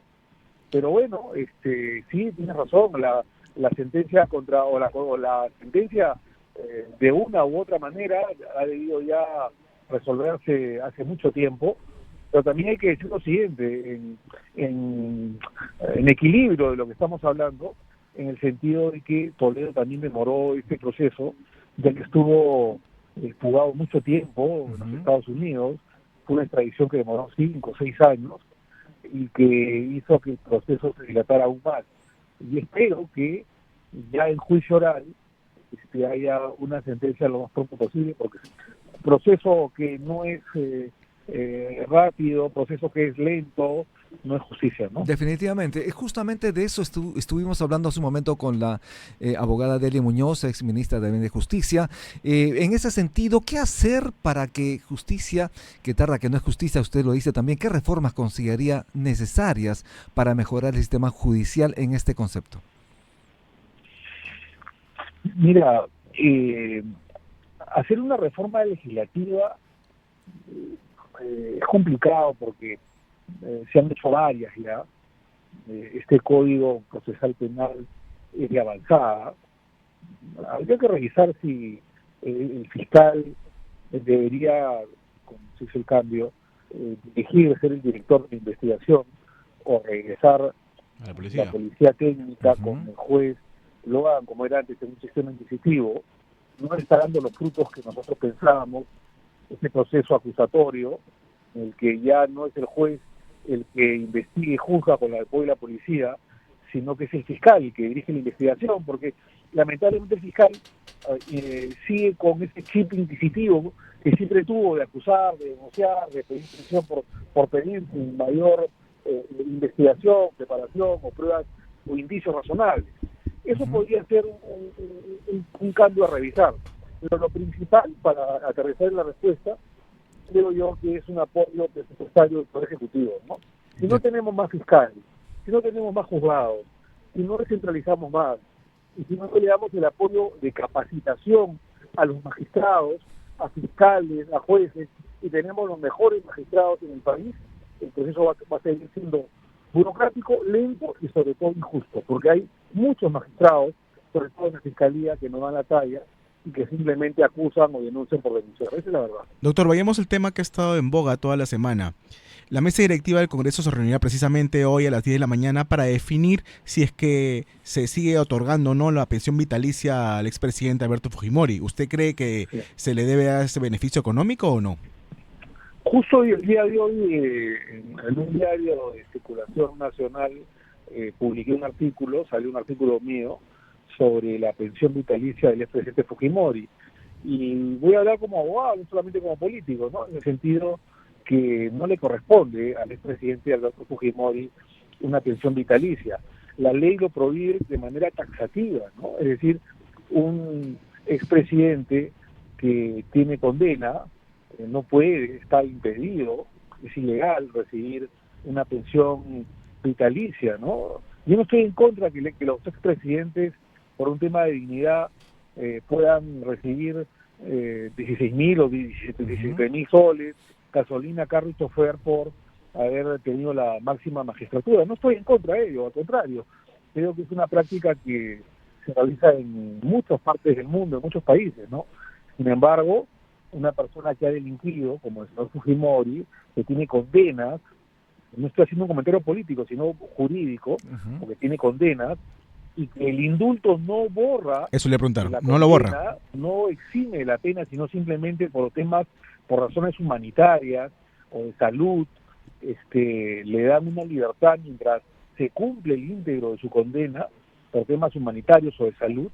Eso no le da la capacidad para poder, uno, ni recibir una remuneración vitalicia, una pensión vitalicia, porque está prohibido por la ley de manera taxativa, y mucho menos de postular a cargo público alguno, como él ha dicho que quiere postular a la presidencia o su hija, porque, repito, el indulto no borra la condena ni la comisión del delito. Esa gracia presidencial lo único que hace es que por razones humanitarias o de salud o lo que fuera,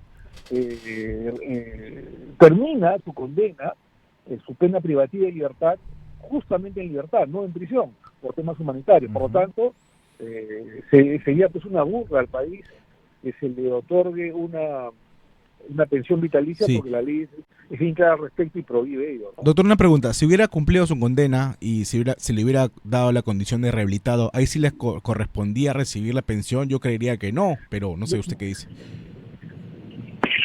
Mira, en ese tema es debatible, ¿no?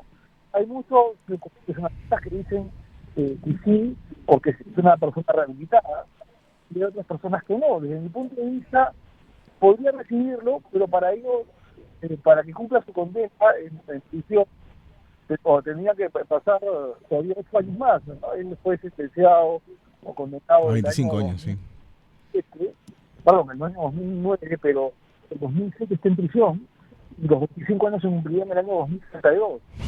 Así que le faltarían 8 años para recibir un beneficio de esa índole o poder postular. Es un tema debatible, pero en el momento que estamos hablando, no podría recibir ninguna pensión vitalicia. Ahora apelemos Eso estoy completamente seguro, ¿no? apelemos a su lado político. Usted ha sido congresista. No es posible que un presidente que renunció desde Japón y que postuló al Senado japonés ahora pretenda recibir una pensión del Estado peruano, ¿no? Desde el punto de vista moral, sí, evidentemente no es ético que una persona que además cometió graves delitos contra la vil cuerpo de la salud, de corrupción, que pueda recibir un dinero de esto. Pero no, además, con artimañas, ¿no? Porque yo fui una de las personas que lideró ese proceso de extradición cuando fui procurador anticorrupción entre el 2005 y 2008, o 2006 y 2008, 2005 y 2007, perdón, y efectivamente él, para distraer a la justicia chilena y evitar la extradición, postuló de manera osada, avesada, diría yo, al Senado japonés. Si él hubiera salido electo como senador japonés, hubiera causado probablemente un perjuicio o un problema diplomático tripartito, probablemente, ¿no? Porque hubiese habido un problema con la diplomacia chilena, con la diplomacia japonesa y la peruana, ¿no? O sea, fue incluso avesado en realizar ese acto poco valiente, digamos, ¿no? De no afrontar a la justicia peruana y postular al Senado japonés, ¿no? Así que bueno, por razones morales y éticas, te doy toda la razón, está absolutamente impedido, imposibilitado. Doctor Chejade. El terreno legal puede ser debatible si en 8 o 10 años podría recibir, pero en la actualidad legalmente no podría ni recibir una pensión ni postular vitalicia por expresidente y mucho menos postular a cargo público alguno, ¿no? Doctor Chejade, en este momento son las 8:46, estamos en altavoz en Radio Vital 91.1 FM. Ayer está aquí en el programa el abogado Natalia Primo señaló que los expresidentes no deberían recibir pensión vitalicia. ¿Cuál es su posición? ¿Cree usted que los exmandatarios deberían acceder a este beneficio? Mira, yo pienso que sí, te lo repito, no tengo ningún problema en señalarlo, ¿no? Sucede que primeramente los presidentes, lamentablemente en el país, muchos de ellos han tenido actos de corrupción, han estado presos, o lamentablemente se han hasta suicidado, muchos de ellos, ¿no? Lamentablemente, no nos podemos alegrar por eso. Y han tenido una serie de problemas. Pero si tú le quitas ese tema factual que no ha debido existir, la pensión vitalicia de un expresidente es la causal. Si tú revisas la exposición de motivos, incluso de la Constitución del 79 y la del 93, y los debates que han habido parlamentarios al respecto, es justamente para guardar su dignidad, ¿no? Es decir, es difícil ver a un expresidente de la República, por ejemplo, vamos a suponer que es un abogado, que esté litigando, ¿no es cierto?, que tenga una influencia determinada, habiendo sido presidente de la República, o diversos actos posteriores a los que fue o que terminó su mandato presidencial, ¿no? Claro. Por esas razones se le da, por un tema de dignidad, una pensión vitalicia que es básicamente un sueldo que recibiría un congresista de la República, sí, ¿no? pero... Ahora, si ha cometido actos delictivos, como ha pasado con muchos mandatarios, si no ha guardado y ha honrado y más bien ha contaminado una investidura presidencial con actos de corrupción, como Fujimori, Toledo, como Vizcarra, Humala, entre otros, es evidente que esa pensión vitalicia que tiene un fin noble de guardar la dignidad de un presidente no debería ejecutarse porque ha sido ya manchada, ¿no? Claro, doctor, y tampoco la norma es clara, ¿no? ¿Por qué tendrían que recibir Sagasti o el mismo Merino que están recibiendo si solamente han sido presidentes encargados de llevar a cabo un proceso electoral? ¿Hola? Estamos con el abogado Omar Chejade. En breve momento vamos a restablecer la comunicación. Estamos en altavoz en Radio Vital 91.1 FM. Aarón. ¿Aló? Parece que hemos perdido la conexión. Rumi, sí, pues no, es una inmoralidad total que el expresidente Alberto Fujimori pretende recibir esta pensión. Yo estoy más acorde con la posición de Amprimo. Ningún presidente debería recibir esta pensión vitalicia. Quizás seguridad, ¿no? Hasta eso puedo también admitir. Yo coincido contigo realmente porque se trata de un servicio al público, se trata de un servicio a la ciudadanía. Ingresan justamente a la política para servir. Ese es el ejercicio pleno de un político cuando está postulando obviamente esta máxima judicatura, ¿no? Así ¿Aló, es. doctor Chejade, nos escucha bien ahora? Sí, ahora sí. Sí, le preguntaba, ¿Cómo no? la norma no es clara, ¿cómo es posible que Sagasti o Merino, quienes están recibiendo en la actualidad una pensión, lo hagan si ellos solamente fueron presidentes encargados cuya única misión era Sí, llevar adelante elecciones, ¿no? estoy de acuerdo, eso sí es el colmo, ¿no? Porque ambos fueron presidentes que además no salieron electos, ¿no? Ellos no estuvieron en la plancha presidencial de nada y fueron presidentes provisionales encargados que convocan elecciones, ¿no? En el caso de Merino estuvo apenas 5 días, ¿no? Sí, y aún así recibe No tiene pensión. ningún sentido. Y en el caso de Sagasti, sí estuvo 7 meses, pero igual él fue congresista y al vacarse de manera correcta, legítima, a señor Vizcarra, él asumió la encargatura por esos 7 meses Ujú. y evidentemente no tendría pues razones para poder darle una pensión vitalicia. El tema ahí, mi querido amigo, es que de manera infortunada, vergonzosa, es el propio Francisco Sagasti Eso le iba a comentar. que pide al Congreso de la República, al nuevo Congreso de la República del año 2021, incluso presidido por Mari Carmen Alba, en ese momento presidente de la mesa directiva del Congreso, le pide a través de un escrito, de un oficio, que se le reconozca su pensión vitalicia como presidente encargado. Ojo, ¿ah? A su vez, Entonces, yo doctor, creo que ahí sí. la historia jugará a Sagasti, ¿no? Y a su vez, en el Congreso que usted participó, él también, en el Congreso que usted participó se aprobó una norma que eliminaba la pensión vitalicia y él observó dicha iniciativa, ¿no? Sí, qué buena memoria tiene usted y le agradezco lo que usted ha señalado. Nosotros presentamos justamente mi bancada, no Claro, quien la, habla. la Comisión de Se apoyó en ese Constitución la momento, me presidía parece que fue Luis Valdés, Luis Valdés. uno de los firmantes, uno de los proyectantes de la eliminación de la pensión vitalicia de los expresidentes. Fue aprobada en la comisión respectiva de justicia, me parece, de constitución, no me acuerdo bien. Constitución ha sido, cuando Luis Valdés era presidente. Y luego en el pleno fue ratificada y luego pasó, lo que pasa es que fueron los últimos días o semanas que nos quedaban como en gestión del Congreso de la República, como congresistas, entre junio, más o menos, junio, sí, del 2021, los últimos días de nuestra gestión, y obviamente tenía que ser ratificada por el presidente de la República para convertirse en ley. Lo que hizo él fue, si él hubiese observado en tiempo normal, nosotros lo hubiéramos aprobado, hubiera regresado al Congreso, y el Congreso, o sea, nosotros lo hubiéramos aprobado como parlamentarios por insistencia, como manda la Constitución Política del Estado, ¿no? Pero, y teníamos los votos además.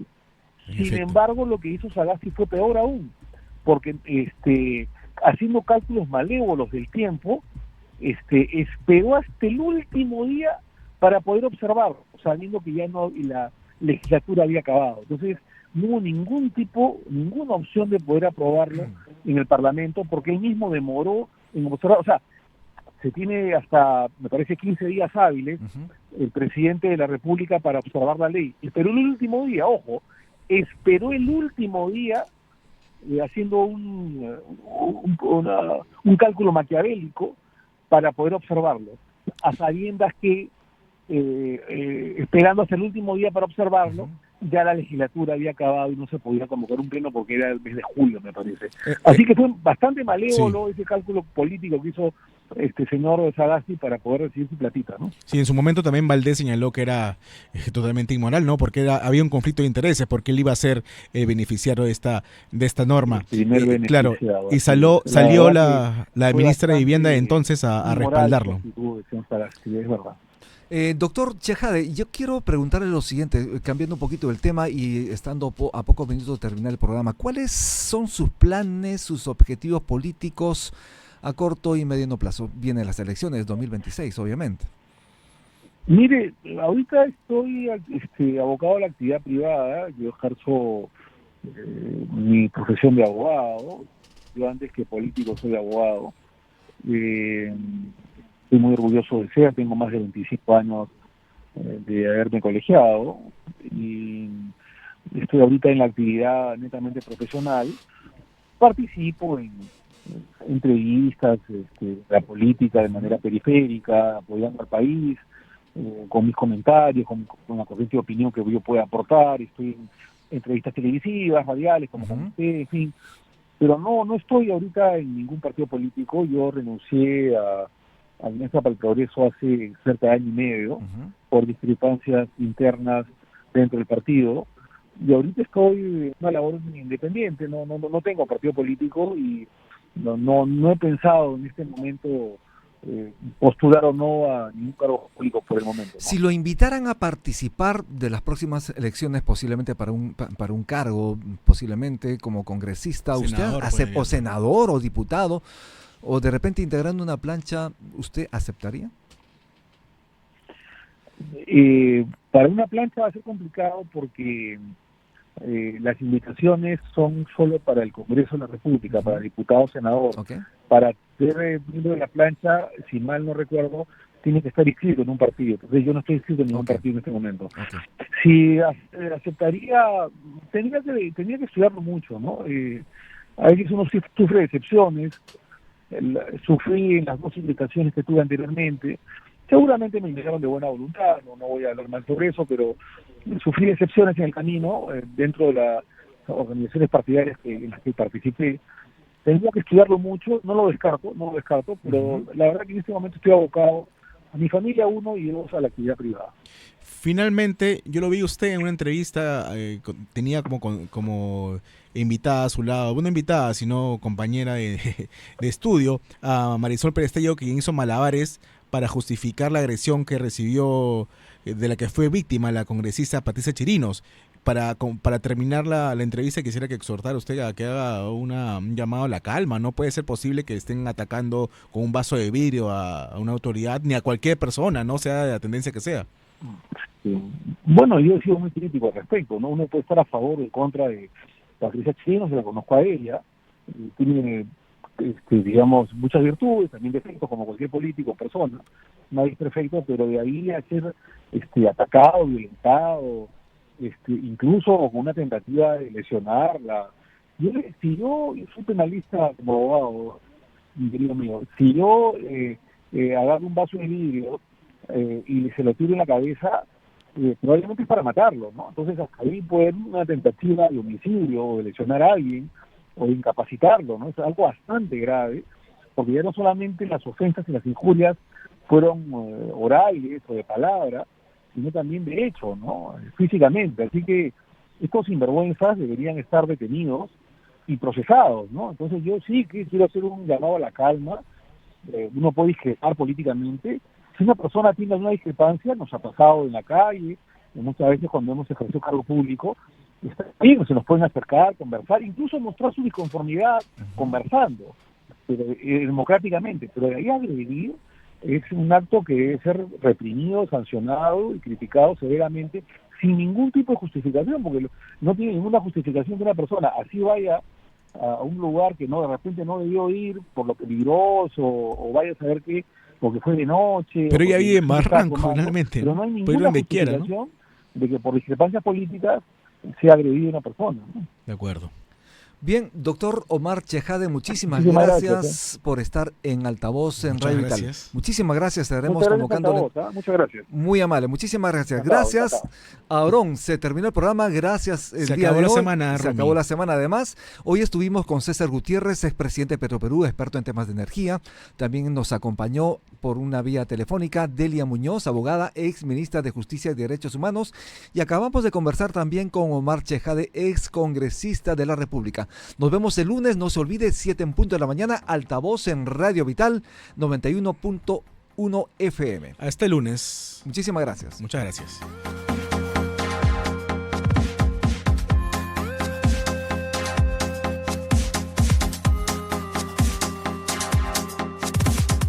Estás con Identidad TV. Ahora búscanos en las redes sociales y en nuestro canal en YouTube como Identidad TV. Noticias del Perú y el mundo.